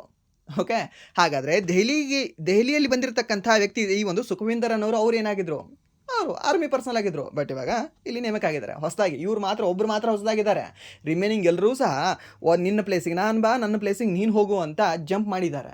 ಓಕೆ, ಸೊ ಈ ಒಂದು ಸರ್ಕಲ್ ನೀವು ನೆನ್ಪಿಟ್ಕೊಳ್ಳಿ, ಈಸಿಯಾಗಿ ಗೊತ್ತಾಗ್ತದೆ ನಿಮಗೆ. ಸೊ ಸ್ವಲ್ಪ ಕನ್ಫ್ಯೂಷನ್ ಮಾಡಿ ಕ್ವಶನ್ ಕೇಳಿದ್ರು ಸಹ ನಿಮಗೆ ಕನ್ಫ್ಯೂಷನ್ ಆಗಲ್ಲ. ಆ್ಯಂಡ್ ನೆಕ್ಸ್ಟ್ ಪ್ರಶ್ನೆ, ಇತ್ತೀಚೆಗೆ ಏಪ್ರಿಲ್ ಮತ್ತು ಜುಲೈ 2026ರಲ್ಲಿ ಭಾರತ ಈಶಾನ್ಯ ರಾಜ್ಯ ಮಣಿಪುರದ ಯಾವ ನಗರ ಜಿಲ್ಲೆಯಲ್ಲಿ ಪ್ರಮುಖ ಭೂಕಂಪನ ಅಲೆಗಳು ದಾಖಲಾಗಿವೆ ಅಂತ ಕೇಳಿದ್ದಾನೆ. ಸೊ ಅದರ ಒಂದು ಎಪಿಸೆಂಟರ್ ಎಲ್ಲಿತ್ತು ಅಂತ, ಯಾವ ಒಂದು ಜಿಲ್ಲೆಯಲ್ಲಿ ಕಂಡುಬರ್ತಿತ್ತು? ಇದರ ಒಂದು ಎಪಿಸೆಂಟರ್ ಕಂಡುಬರ್ತಕ್ಕಂಥದ್ದು ಈ ಒಂದು ಮಣಿಪುರದ ಕಾಮ್ಸೋಂಗ್ ಅಂತ ಹೇಳ್ತೀವಿ. ಯಾವುದು ಕಾಮ್ಸೋಂಗ್? ಸರ್ ಕಾಮ್ಸೋಂಗ್ ಅಂತಕ್ಕಂಥದ್ದು ಇವಾಗ ರೀಸೆಂಟ್ಲಾಗಿ 101ನೇ ರಾಮ್ಸರ್ ಸೈಟ್ ಕಂಡು ಬರುತ್ತಲ್ಲ, ಆ ಒಂದು ಜಿಲ್ಲೆ ಅಲ್ವಾ, ಅದು ಕಮಲಾಂಗೇ ಬೇರೆ, ಕಾಮ್ಸೋಂಗೇ ಬೇರೆ, ಸರಿನಾ? ಸೊ ಯಾವುದು ಈ ವಿಜಯಪುರನೇ ಬೇರೆ, ಹಾಗೆ ವಿಜಯನಗರನೇ ಬೇರೆ ಅಲ್ವಾ. ಸೊ ಆ ರೀತಿ ಎರಡೂ ಸಹ ಬೇರೆ ಬೇರೆ ಆಗಿದ್ದಾವೆ. ಈ ಕಾಮ್ಸೋಂಗ್ ಅಂತಕ್ಕಂಥದ್ದು ಮಣಿಪುರದಲ್ಲಿ ಕಂಡುಬರುತ್ತೆ. ಆ್ಯಂಡ್ ದೆನ್ ಕಮಲಾಂಗ್ ಅಂತಕ್ಕಂಥದ್ದು ನಿಮಗೆ ಈ ಒಂದು ಅರುಣಾಚಲ್ ಪ್ರದೇಶದಲ್ಲಿ ಕಂಡುಬರುತ್ತೆ. ಅದು ಸಹ ನಿಮ್ಗೆ ಗೊತ್ತಿರಲಿ. ಸೊ ಇದಕ್ಕೆ ಸರಿ ಉತ್ತರ ಯಾವುದಾಗುತ್ತೆ ಅಂದರೆ ಒಂದು ಕಾಮ್ಸೋಂಗ್ ಆಗುತ್ತೆ. ಸೊ ಇದು ಸಹ ನಿಮ್ಗೆ ಗೊತ್ತಿರಲಿ. ಆ್ಯಂಡ್ ನೆಕ್ಸ್ಟ್ ಪ್ರಶ್ನೆ, ಬಾಬಾ ಸಾಹೇಬ್ ಡಾಕ್ಟರ್ ಭೀಮ್ರಾವ್ ಅಂಬೇಡ್ಕರ್ ಅವರ 135ನೇ ಜಯಂತಿಯನ್ನು ಯಾವಾಗ ಆಚರಿಸಲಾಯಿತು ಅಂತ ಕೇಳಿದ್ದಾನೆ. ಸೊ 135ನೇ ಜಯಂತಿ. ಸೊ ಇದನ್ನು ಆಚರಣೆ ಮಾಡಿರ್ತಕ್ಕಂಥದ್ದು 14 ಏಪ್ರಿಲ್ 2026. ಬಟ್ ಕ್ವಶನ್ ಹೀಗೆ ಕೇಳಿದ್ನ ಅನ್ನೋದು ಸ್ವಲ್ಪ ನನಗೆ ಡೌಟ್. ಬಿಕಾಸ್ ಯಾಕೆ ಅಂತಂದರೆ ಹೀಗೆ ಕೇಳೋಕ್ಕೆ ಸ್ವಲ್ಪ ಕಷ್ಟ ಕ್ವಶನ್. ಬಿಕಾಸ್ ಇದು ಸ್ಟ್ಯಾಟಿಕಲ್ಲಿ ಕನ್ಸಿಡರ್ ಆಗಿಬಿಡುತ್ತೆ ಈ ರೀತಿ ಏನಾದರೂ ಕೇಳಿದ್ರೆ. ಬಟ್ ಅದನ್ನೇ ಬದಲಾಗಿ ಈ ರೀಸೆಂಟ್ಲಿ ಡಾಕ್ಟರ್ ಭೀಮ್ರಾವ್ ಅಂಬೇಡ್ಕರ್ ಅವರ ಜಯಂತಿಯನ್ನು 14 ಏಪ್ರಿಲ್ 2026 ಆಚರಿಸಲಾಗಿದೆ. ಹಾಗಾದರೆ ಅದು ಎಷ್ಟನೇ ಒಂದು ಬರ್ತ್ ಆ್ಯನಿವರ್ಸರಿ ಆಗಿತ್ತು ಅಂತ ಕೇಳಬಹುದು ನಿಮಗೆ. ಸೊ 130, 134, 135, 137 ಅಂತ ನಿಮಗೆ ಕೊಡಬಹುದಾಗಿತ್ತು answer. Okay, so maybe ಹೀಗೆ ಕೇಳಿದ್ದಾನೆ ಅನಿಸುತ್ತೆ. ಸೊ ಅದಕ್ಕೆ ನಿಮಗೆ ಗೊತ್ತಿರಲಿ ಯಾರ್ಯಾರು ಯಾವಾಗ ಬರ್ತ್ ಆಗಿದ್ದಾರೆ ಅಂತ. ಲೈಕ್ ಯಾರು ಅಂತಂದರೆ ದ ಫೇಮಸ್ ಪರ್ಸನಾಲಿಟೀಸ್ ಯಾರ್ಯಾರು? ಮಹಾತ್ಮ ಗಾಂಧೀಜಿ ಆಗಿರಲಿ, and then doctor Bhimrao Ambedkar ಅವರಾಗಿರಲಿ, ಆ್ಯಂಡ್ ದೆನ್ ಲಾಲ್ ಬಹದ್ದೂರ್ ಶಾಸ್ತ್ರಿಯವರಾಗಿರಲಿ, ನಮ್ಮ ನೇತಾಜಿಯವರಾಗಿರಲಿ. ಓಕೆ, ಸೊ ಭಗತ್ ಸಿಂಗ್, ಸುಖದೇವ್, ರಾಜ್ಗುರು ಅವ್ರದ್ದು ಶಹೀದ್ ದಿವಸ ಅದನ್ನು ನೆನ್ಪಿಟ್ಕೊಳ್ಳಿ, ವರ್ಷ ನೆನ್ಪಿಟ್ಕೊಳ್ಳಿ. ಬಿಕಾಸ್ ಯಾಕಂದರೆ ಅವ್ರದ್ದು ಬರ್ತ್ ಡೇಟ್ ಕೇಳಲ್ಲ, ಭಾಳ ಕಡಿಮೆ. ಬಟ್ ರಿಮೈನಿಂಗ್ ಪರ್ಸನಾಲಿಟೀಸ್ ಸ್ವಲ್ಪ ನೋಡ್ಕೊಳ್ಳಿ. ಓಕೆ, ಸೊ ಅದು ನಿಮ್ಗೆ ಗೊತ್ತಿರಲಿ. ಆ್ಯಂಡ್ ನೆಕ್ಸ್ಟ್ ಸರ್ ಇಲ್ಲಿ ಹೇಳೇ ಇಲ್ಲ ಯಾವಾಗ ಅಂತ. ಏನಿಲ್ಲ, 2026ಗೆ 135 ಮೈನಸ್ ಮಾಡಿ, ನಿಮಗೆ ಆನ್ಸರ್ ಸಿಗುತ್ತೆ. ಆ್ಯಂಡ್ ನೆಕ್ಸ್ಟ್ ಪ್ರಶ್ನೆ, ಪ್ರಧಾನಮಂತ್ರಿ ನರೇಂದ್ರ ಮೋದಿ ಅವರ ಜೀವನ ಮತ್ತು ಅವರೊಂದಿಗಿನ 35 ವರ್ಷಗಳ ಅನುಭವದ ಆಧಾರದ ಮೇಲೆ ಅಪ್ಪನಾಪನ್ ಪುಸ್ತಕದ ಲೇಖಕರು ಯಾರು ಅಂತ. ಓಕೆ, ಹೆವಿ PR ಆಯ್ತು ಇದು. ಸೊ ಯಾರು ಇದಕ್ಕೆ ಸರಿದ ಉತ್ತರ? ಯಾರು ಅಂದರೆ ದ್ಯಾಟ್ ಇಸ್ ಒಂದು ಶಿವರಾಜ್ ಸಿಂಗ್ ಚೌಹಾಣ್ ಅಂತ ಹೇಳ್ತೀವಿ. ಅಗ್ರಿಕಲ್ಚರ್ ಮಿನಿಸ್ಟರ್ ಕೇಳಿದ್ರೆ ಹೆಸರು ಕೇಳಿರ್ತೀರ, ಅಗ್ರಿಕಲ್ಚರ್ ಮಿನಿಸ್ಟರ್ ಅಂತ. ಬಟ್ ವ್ಯಕ್ತಿ ಹೆಸರು ಕೇಳಿರಲ್ಲ, ಬಟ್ ವ್ಯಕ್ತಿ ಹೆಸರು ನೆನ್ಪಿಟ್ಕೊಳ್ಳಿ, ಶಿವರಾಜ್ ಸಿಂಗ್ ಚೌಹಾಣ್. ಓಕೆ, ಸೊ ಅಪ್ನಾಪನ್ ಅಂತಕ್ಕಂಥ ಒಂದು ಪುಸ್ತಕವನ್ನು ಬರೆದಿದ್ದಾರೆ ಇವರು. ಆ್ಯಂಡ್ ನೆಕ್ಸ್ಟ್ ಪ್ರಶ್ನೆ, ಒಂದು ಜನವರಿ 2026ರಂದು ಭಾರತದ ಬಾಹ್ಯಾಕಾಶ ಸಂಶೋಧನಾ ಸಂಸ್ಥೆ ಇಂದ ಪ್ರಾರಂಭಿಸಲಾದ ಬಹುಚರ್ಚಿತ PSLV C-62 EOS N1 mission ಅನ್ನು ಎಲ್ಲಿ ಪ್ರಾರಂಭಿಸಲಾಯಿತು ಅಂತ. ಎಲ್ಲಿ ಪ್ರಾರಂಭಿಸಲಾಗಿದೆ ಅಂದರೆ ಒಂದು ಶ್ರೀಹರಿಕೋಟದ ಸತೀಶ್ ಧವನ್ ಬಾಹ್ಯಾಕಾಶ ಕೇಂದ್ರದಲ್ಲಿ ಇದನ್ನು ಪ್ರಾರಂಭ ಮಾಡಲಾಗಿದೆ. ಸೊ ಈ ಒಂದು ಮಿಷನ್ ಹೆಸರು ನೆನ್ಪಿಟ್ಕೊಳ್ಳಿ. ಓಕೆ, ಏನಂತ ಹೇಳ್ತೀವಿ? ಒಂದು EOS N1 ಅಂತ ಹೇಳ್ತೀವಿ. ಸೊ ಇದು ಎಕಾಲಜಿಗೆ ಸಂಬಂಧಪಟ್ಟಿರ್ತಕ್ಕಂಥ ಒಂದು ಮಿಷನ್ ಸಹ ಆಗಿತ್ತು. ಆ್ಯಂಡ್ ನೆಕ್ಸ್ಟ್ ಒಂದು ಲಾಂಚ್ ವೆಹಿಕಲ್ ನೆನ್ಪಿಟ್ಕೊಳ್ಳಿ, ಯಾವುದಂದರೆ ಒಂದು PSLV C-62 ಅಂತ ಹೇಳ್ತೇವೆ. ಸೊ ಇದು ಸಹ ನಿಮಗೆ ಇಂಪಾರ್ಟೆಂಟ್ ಆಗುತ್ತೆ. ಯಾವುದು ಈ ಒಂದು PSLV C-62. Okay, and next ಪ್ರಶ್ನೆ. ಓಕೆ, ಇಲ್ಲಿ ಅದಕ್ಕೆ ಸಂಬಂಧಪಟ್ಟಿರ್ತಕ್ಕಂಥ ಇನ್ಫಾರ್ಮೇಷನ್ ಇದೆ. ಓಕೆ, ಸೊ ಇದು ಮೀನ್ಸ್ ಈ ಕ್ವಶನ್ ಕೇಳಿಲ್ಲ, ಬಟ್ ಇದಕ್ಕೆ ಸಂಬಂಧಪಟ್ಟಿರ್ತಕ್ಕಂಥ ಇನ್ಫಾರ್ಮೇಷನ್. ಸೊ ಇದಕ್ಕೆ ಸರಿಯಾದ ಉತ್ತರ ಯಾವುದಾಗುತ್ತೆ ಅಂದರೆ ಒಂದು DRDO ಆಗುತ್ತೆ. ಸೊ ಯಾವ ಒಂದು ಸಂಸ್ಥೆಯ ಒಂದು ಕಾರ್ಯತಂತ್ರದ ಉಪಗ್ರಹವಾಗಿತ್ತು ಅಂದರೆ ಇದು DRDOದ ಒಂದು ಕಾರ್ಯತಂತ್ರದ ಒಂದು ಉಪಗ್ರಹವಾಗಿತ್ತು ಅಂತ ನೀವು ಹೇಳಬೇಕಾಗುತ್ತೆ. ಯಾವುದೇ ಒಂದು EOS N1 ಅಂತಕ್ಕಂಥದ್ದು. ಆ್ಯಂಡ್ ನೆಕ್ಸ್ಟ್ ಪ್ರಶ್ನೆ, ಜನವರಿ 2026ರಲ್ಲಿ ಪ್ರಾರಂಭಿಸಲಾದ. ಓಕೆ, ಇದು ಸಹ ಅದರ ಇನ್ಫಾರ್ಮೇಷನ್ ಇದೆ. ಸೊ ಇದಕ್ಕೆ ಸರಿಯಾದ ಉತ್ತರ IUSAT ಆಗುತ್ತೆ. ಓಕೆ, IUSAT ಆಗುತ್ತೆ. ಜನವರಿ 2026ರಲ್ಲಿ ಪ್ರಾರಂಭಿಸಲಾದ PSLV C-62 ರಾಕೆಟ್ನ ಭಾರತದ ಮೊದಲ ಆನ್ ಆರ್ಬಿಟಲ್ ಸ್ಯಾಟಲೈಟ್ ರಿಫ್ಯೂಲಿಂಗ್ ಪೇಲೋಡನ್ನು ಕಳಿಸಲಾಗಿತ್ತು. ಅದರ ಹೆಸರೇನು ಅಂತ ಕೇಳಿದ್ರೆ ಒಂದು ಐವ್ಯಾಟ್ ಅಂತ ಹೇಳ್ತೀವಿ ಹೆಸರನ್ನ. ಸೊ ಇದನ್ನು ಸಹ ನೀವು ನೆನ್ಪಿಟ್ಕೊಳ್ಳಿ, ಯಾಕೆಂದರೆ ಇದು ನೆಕ್ಸ್ಟ್ ಶಿಫ್ಟ್ಗಳಲ್ಲಿ ನಿಮಗೆ ಕೇಳೋ ಚಾನ್ಸ್ ಸ್ವಲ್ಪ ಇರುತ್ತೆ. ಬಿಕಾಸ್ ಯಾಕಂದರೆ DRDO ಹಾಗೆ ಇಸ್ರೋದ ಮೇಲೆ ಪ್ರತಿ ಶಿಫ್ಟಲ್ಲಿ ಒಂದು ಕ್ವಶನ್ ಫಿಕ್ಸ್ ಕೇಳ್ತಿದ್ದಾನೆ. ಫಿಕ್ಸ್ ಯಾವ ಟಾಪಿಕ್ ಅಂತಂದರೆ ಈ DRDO ಹಾಗೆ ಇಸ್ರೋದ ಮೇಲೆ. ಓಕೆ, ಸೊ ನಿಮ್ಗೆ ಗೊತ್ತಿರಲಿ. ಆ್ಯಂಡ್ ನೆಕ್ಸ್ಟ್ ಇನ್ನೊಂದು ಯಾವುದು ಕಂಪಲ್ಸರಿ ಕ್ವಶನ್ ಅಂತಂದರೆ ಇದ್ರ ಮೇಲೆ IITಗಳ ಮೇಲೆ, IIT ಮದ್ರಾಸ್ ಆಗಿರಲಿ, ಬಾಂಬೆ ಆಗಿರಲಿ, ಖರಗ್ಪುರ ಆಗಿರಲಿ, ರೂಪಾರ ಆಗಿರಲಿ, ಸೊ ಇದ್ರ ಮೇಲೆ ಒಂದು ಕ್ವಶನ್ ಕೇಳ್ತಿದ್ದಾನೆ. ಆ್ಯಂಡ್ ನೆಕ್ಸ್ಟ್ ಪ್ರಶ್ನೆ, ಓಕೆ, ಇದು ಸಹ ಅದಕ್ಕೆ ಸಂಬಂಧಪಟ್ಟಿರ್ತಕ್ಕಂಥ ಒಂದು ಪ್ರಶ್ನೆ ಆಗಿದೆ. ಏನು ಅಂದರೆ PSLV C-62 ಮಿಷನ್ ಸಮಯದಲ್ಲಿ ಯುರೋಪಿನ ಸ್ಟಾರ್ಟಪ್ ಸಹಯೋಗದೊಂದಿಗೆ ಒಂದು ಸಣ್ಣ ಮರುಪ್ರವೇಶ ಕ್ಯಾಪ್ಸ್ಯೂಲ್ ಅನ್ನು ಕಳುಹಿಸಲಾಗಿತ್ತು. ಅದರ ಹೆಸರೇನು ಅಂತ ಕಿಡ್ ಅಂತ ಆಗಿತ್ತು. ಓಕೆ, ಸೊ ಇದು ಯಾರ್ದು ಅಂತಂದರೆ ದ್ಯಾಟ್ ಈಸ್ ಒಂದು ಯುರೋಪಿಯನ್ ಯೂನಿಯನ್ದು ಅಂತಲೇ ಹೇಳಬೇಕಾಗುತ್ತೆ. ಆ ಒಂದು ಸ್ಟಾರ್ಟಪ್ ಕಂಪ್ನಿಯ, ಯುರೋಪಿಯನ್ ಯೂನಿಯನ್ ಅಲ್ಲ, ಯುರೋಪಿಯನ್ ಕಂಪ್ನಿ ಆಗಿರ್ತಕ್ಕಂಥ ಒಂದು ಸ್ಟಾರ್ಟಪ್ ಕಂಪ್ನಿಯ ಒಂದು ಈ ಮಾಡ್ಯೂಲ್ ಆಗಿತ್ತು, ಆ ಒಂದು ಕ್ಯಾಪ್ಸ್ಯೂಲ್ ಆಗಿತ್ತು. ಆ ಒಂದು ಕ್ಯಾಪ್ಸ್ಯೂಲ್ ಹೆಸರು ಏನು ಅಂದರೆ ಕಿಡ್ ಅಂತಕ್ಕಂಥದ್ದಾಗಿತ್ತು. ಓಕೆ, ಸೊ ಇದು ಡಮ್ಮಿ ಅನಿಸುತ್ತೆ ಆಪ್ಷನ್ ನೋಡಿದ್ರೆ. ದಟ್ ಇದು ಡಮ್ಮಿ ಅಲ್ಲ, ಇದು ಇಂಪಾರ್ಟೆಂಟ್. ರೀಸೆಂಟಾಗಿ ಕೇಳಿದಾನೆ ಇದನ್ನು RRBಯಲ್ಲಿ ಒಂದು 2 ತಿಂಗಳ ಹಿಂದೆ ಯಾವ್ದು ಎಕ್ಸಾಮ್ ಆಗಿದೆ ಅಲ್ವಾ, ಎಕ್ಸಾಮಲ್ಲಿ ಕೇಳಿದಾನೆ ಇದನ್ನು. ಸೊ ಅದಕ್ಕೆ ಇದನ್ನು ನೆನ್ಪಿಟ್ಕೊಳ್ಳಿ. ಆ್ಯಂಡ್ ನೆಕ್ಸ್ಟ್ ಪ್ರಶ್ನೆ, ಇತ್ತೀಚೆಗೆ ಮೇ 2026ರಲ್ಲಿ ಭಾರತೀಯ ಕ್ರೀಡಾಪಟು ಪುರುಷರ 100 ಮೀಟರ್ ಓಟವನ್ನು 10.09 ಸೆಕೆಂಡ್ಗಳಲ್ಲಿ ಪೂರ್ಣಗೊಳಿಸಿ ಹೊಸ ರಾಷ್ಟ್ರೀಯ ದಾಖಲೆಯನ್ನು ಸ್ಥಾಪಿಸಿದ್ದಾರೆ. ಯಾರವರು ಅಂತ. ಸೊ ಈ ಒಂದು 100 ಮೀಟರ್ ಅಂತ ಬಂತು ಅಂದರೆ ಒಬ್ಬರು ನಮ್ಮ ಭಾರತದವರು ನೀವು ನೆನ್ಪಿಟ್ಕೊಳ್ಳಿ. ಯಾರು ಅಂದರೆ ಗುರ್ವಿಂದರ್ ಸಿಂಗ್ ಅಂತ ಹೇಳ್ತೀವಿ. ಗುರ್ವಿಂದರ್ ಸಿಂಗ್ ಅವರು. ಓಕೆ, ಆ್ಯಂಡ್ ನೆಕ್ಸ್ಟ್ ಇನ್ನೊಬ್ರು ಬರ್ತಾರೆ, ನಿಮಗೆ ಕನ್ಫ್ಯೂಷನ್ ಆಗ್ತದೆ, ಗುಲ್ವೀರ್ ಸಿಂಗ್ ಅಂತ. ಏನು ಇವರು ಗುರಿವಿಂದರ್ ಅಲ್ವಾ, ಗುರ್ವಿಂದರ್ ಇವರು. ಅವ್ರು ಇನ್ನೊಬ್ಬರು ಗುಲ್ವಿಂದರ್ ಸಿಂಗ್ ಅಂತ ಬರ್ತಾರೆ. ಸೊ ಅವರೇನು ಅಂದರೆ 10,000 ಮೀಟರ್ ಓಟಕ್ಕೆ ಅವರು, ಓಕೆ, ಅವರು ರೀಸೆಂಟಾಗಿ ಈ ಯಾವುದು CWCಯಲ್ಲಿ ಕಾಮನ್ವೆಲ್ತ್ ಗೇಮ್ಸಲ್ಲಿ ಅಲ್ಲಿ ಸಹ ಅವರು ಪದಕವನ್ನು ಗೆದ್ದಿದ್ದಾರೆ. ಅಲ್ಲಿ ಅವರು ಬೆಳ್ಳಿ ಪದಕ ಗೆದ್ದಿರಬಹುದು. ಓಕೆ, ಸೊ ಅದಕ್ಕೆ ಇವ್ರ ಮಧ್ಯೆ ಕನ್ಫ್ಯೂಷನ್ ಆಗಬೇಡಿ. ಅವರು ಬೇರೆ, ಅವರು ಲಾಂಗ್ ಮ್ಯಾರಥಾನ್, ಇವರು ಶಾರ್ಟ್ ರೇಸ್ ಇವರು. ಓಕೆ, 10.09 ಸೆಕೆಂಡ್ಗಳಲ್ಲಿ ಪೂರ್ಣಗೊಳಿಸಿ ನ್ಯಾಷನಲ್ ರೆಕಾರ್ಡನ್ನು ಸ್ಥಾಪಿಸಿದ್ದಾರೆ. ಸೊ ದ್ಯಾಟ್ಸ್ ವೈ ಇಂಪಾರ್ಟೆಂಟ್ ಆಗ್ತಾರೆ. ಆ್ಯಂಡ್ ಇನ್ನೊಬ್ರದ್ದು ಹೇಳಿದೆಯಲ್ಲ ನಿಮಗೆ 1.93 ಮೀಟರ್ ಹೈ ಜಂಪನ್ನು ಮಾಡುವ ಮೂಲಕ ಅಂಜುಬಾಬಿ ಜಾರ್ಜ್ ಅವ್ರದ್ದು, ಯಾರ್ದು ಈ ಒಂದು ಅಂಜುಬಾಬಿ ಜಾರ್ಜ್ ಅವರ ರೆಕಾರ್ಡನ್ನು ಮುರಿದಿದ್ದಾರೆ ಅವರು ಅಂತ. ಯಾರವರು? ಪೂಜಾ ಸಿಂಗ್ ಅವರು. ಸೊ ಅವ್ರನ್ನ ಸಹ ಮರಿಬೇಡಿ, ನೆನ್ಪಿಟ್ಕೊಳ್ಳಿ. ಯಾರು? ಪೂಜಾ ಸಿಂಗ್ ಅಂತ ಹೇಳ್ತೀವಿ. ಪೂಜಾ ಸಿಂಗ್ 19 ವರ್ಷದ ಯುವತಿ, ಹುಡುಗಿ. ಓಕೆ, ಸೊ ಇವರು ದಾಖಲೆಯನ್ನು ಮಾಡಿದ್ದಾರೆ ರೀಸೆಂಟಾಗಿ ನಮ್ಮ ಭಾರತದಲ್ಲೇ ಇದು. ಸೊ ಅದಕ್ಕೆ ಇಂಪಾರ್ಟೆಂಟ್ ಆಗುತ್ತೆ, ನೆನ್ಪಿಟ್ಕೊಳ್ಳಿ. ರೀಸೆಂಟಾಗಿ ಈ ಹೈ ಜಂಪಲ್ಲಿ ರೆಕಾರ್ಡ್ ಆಗಿದೆ, ಲಾಂಗ್ ಜಂಪಲ್ಲಿ ರೆಕಾರ್ಡ್ ಆಗಿದೆ, ಆ್ಯಂಡ್ ಮತ್ತೆ ಅದರಲ್ಲಿ ರೆಕಾರ್ಡ್ ಆಗಿದೆ. ಈ 100 ಮೀಟರ್ ರೇಸಲ್ಲಿ ರೆಕಾರ್ಡ್ ಇದೆ ನಮ್ಮದು. ಆ್ಯಂಡ್ ದೆನ್ ರೀಸೆಂಟ್ಲಿ ಈ ಒಂದು CWC ಜುಡೋ ಅಲ್ಲಿ ನಾವು ವಿನ್ ಆಗಿದ್ದೀವಿ. ಯಾರು? ಅಸ್ಮಿತಾ ಡೇ ಅವರು. ಓಕೆ, ಯಾರು ಅಂತ ಹೇಳ್ತೀವಿ, ಒಂದು ಅಸ್ಮಿತಾ ಡೇ ಅವರು ಜುಡೋ ಅಲ್ಲಿ ಫಸ್ಟ್ ಗೋಲ್ಡ್ ಮೆಡಲನ್ನು ಗೆದ್ದಿರ್ತಕ್ಕಂಥ ನಮ್ಮ ಭಾರತದ ವ್ಯಕ್ತಿಯವರು. ಆ್ಯಂಡ್ ದೆನ್ ಸೆಕೆಂಡ್ ಯಾರು ಅಂತಂದರೆ ಪುರುಷರಲ್ಲಿ ಹರ್ಷಿತ್ ಅವರು ಅಂತ ಬರ್ತಾರೆ. ಸೊ ಇವರಿಬ್ಬರನ್ನ ಸಹ ನೀವು ನೆನ್ಪಿಟ್ಕೊಳ್ಳಿ, ಯಾಕಂದರೆ ಕೇಳೋ ಚಾನ್ಸ್ ಸ್ವಲ್ಪ ಜಾಸ್ತಿ ಇರುತ್ತೆ. ಆ್ಯಂಡ್ ನೆಕ್ಸ್ಟ್ ಪ್ರಶ್ನೆ, ವರ್ಷ 2026ರಲ್ಲಿ ಭಯೋತ್ಪಾದನೆ ವಿರೋಧಿ ಕಾರ್ಯಾಚರಣೆಗಳು, ವಲಸೆ ಮತ್ತು ಭದ್ರತೆ ಮೇಲೆ ಕೇಂದ್ರೀಕರಿಸಿದ 6ನೇ ಭಾರತ UK ಗೃಹ ವ್ಯವಹಾರಗಳ ಸಂವಾದ ಎಲ್ಲಿ ನಡೆಯಿತು ಅಂತ ಕೇಳಿದ್ದಾನೆ. ಎಲ್ಲಿ ನಡೆದಿದೆ ಅಂದರೆ ಇದು ಈ ಒಂದು ನವದೆಹಲಿ, ಭಾರತದಲ್ಲಿ ನಡೆದಿದೆ. ಏನು? India UK home affairs dialogue ಅಂತ ಹೇಳ್ತೀವಿ. ಸೊ ಅದು ನಡೆದಿರ್ತಕ್ಕಂಥದ್ದು ಈ ಒಂದು ನವದೆಹಲಿಯಲ್ಲಿ. ಎಷ್ಟನೇ ಆವೃತ್ತಿ ಆಗಿತ್ತು? ಇದು 6ನೇ ಆವೃತ್ತಿ ಆಗಿತ್ತು. ಆ್ಯಂಡ್ ನೆಕ್ಸ್ಟ್ ಪ್ರಶ್ನೆ, 15 ಜುಲೈ 2026ರಿಂದ ಜಾರಿಗೆ ಬಂದ ಐತಿಹಾಸಿಕ ಭಾರತ UK ವ್ಯಾಪಾರ ಒಪ್ಪಂದದ ಅಧಿಕೃತ ಹೆಸರೇನು? ಇದು ದ್ವಿಪಕ್ಷೀಯ ವ್ಯಾಪಾರವನ್ನು 100 ಬಿಲಿಯನ್ಗೆ ತಲುಪಿಸುವ ಗುರಿಯನ್ನು ಹೊಂದಿದೆ ಅಂತ ಕೇಳಿದ್ದಾನೆ.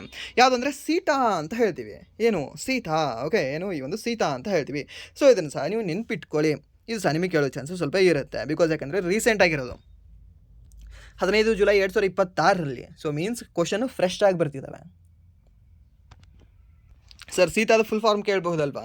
ಏನಂತ ಹೇಳಬೇಕಾಗತ್ತೆ? ಕಾಂಪ್ರಹೆನ್ಸಿವ್ ಎಕನಾಮಿಕ್ ಟ್ರೇಡ್ ಅಗ್ರಿಮೆಂಟ್ ಅಂತ ಹೇಳ್ತೀವಿ. ಏನು? Trade agreement, comprehensive economic trade agreement ಅಂತ ಹೇಳ್ತೀವಿ. ಸೊ ಇದು 100 ಬಿಲಿಯನ್ಗೆ ತಲುಪಿಸ್ತಕ್ಕಂಥ ಒಂದು ಗುರಿಯನ್ನು ಹೊಂದಿದೆ. ಆ್ಯಂಡ್ ನೆಕ್ಸ್ಟ್ ಪ್ರಶ್ನೆ, ಓಕೆ, ಸೊ ಇದು ಏನು, ಅದರ ಒಂದು ಹೆಸರೇನು ಅಂತ ಕೇಳಿದ್ದೇನೆ. ಸಾಮಾಜಿಕ ಭದ್ರತಾ ಸಹಕಾರ ಒಪ್ಪಂದವು ಸಹ ಇದರಲ್ಲಿ ಒಂದಿದೆ. ಅದರ ಹೆಸರೇನು ಅಂದರೆ DCC ಅಂತ ಹೇಳ್ತೀವಿ, ಡಬಲ್ ಕಾಂಟ್ರಿಬ್ಯೂಷನ್ ಕನ್ವೆನ್ಷನ್ ಅಂತ ಹೇಳ್ತೀವಿ. ಸೊ ಇದು ಸಹ ಇಂಪಾರ್ಟೆಂಟ್ ಆಗುತ್ತೆ. ಆ್ಯಂಡ್ ನೆಕ್ಸ್ಟ್ ಪ್ರಶ್ನೆ, ಪಂಜಾಬ್ ಸರ್ಕಾರ ಮತ್ತು ಪಂಜಾಬ್ ಪೊಲೀಸ್ ಇತ್ತೀಚೆಗೆ ವರ್ಷ 2026ರಲ್ಲಿ ಪ್ರಾರಂಭಿಸಲಾದ ರಾಜ್ಯವ್ಯಾಪಿ ಆಪರೇಷನ್ ಪ್ರಹಾರ್ನ ಮುಖ್ಯ ಉದ್ದೇಶವೇನು ಅಂತ ಕೇಳಿದ್ದಾನೆ. ಸೊ ಮುಖ್ಯ ಉದ್ದೇಶ ಏನಾಗಿದೆ ಅಂದರೆ ಒಂದು ಗ್ಯಾಂಗ್ಸ್ಟರ್ಗಳ ಜಾಲಗಳನ್ನು ಧ್ವಂಸಗೊಳಿಸಲು, ಸಂಘಟಿತ ಅಪರಾಧವನ್ನು ನಿರ್ಮೂಲನೆ ಮಾಡುವುದು ಇದರ ಒಂದು ಉದ್ದೇಶ ಆಗಿದೆ. ಯಾವುದು? ಈ ಒಂದು ಆಪರೇಷನ್ ಪ್ರಹಾರ್ ಅಂತಕ್ಕಂಥದ್ದು. Sir operation Prahar ಇವರಲ್ವಾ? ಯಾರ್ದು? ನಮ್ಮ ಭಾರತ ಸರ್ಕಾರದ ಡಿಫೆನ್ಸ್ ಅವ್ರದ್ದಲ್ವಾ? ಬಿಕಾಸ್ ಯಾಕೆ ಅಂತಂದ್ರೆ ಹೋಮ್ ಅಫೇರ್ಸ್ದವ್ರದಲ್ವಾ.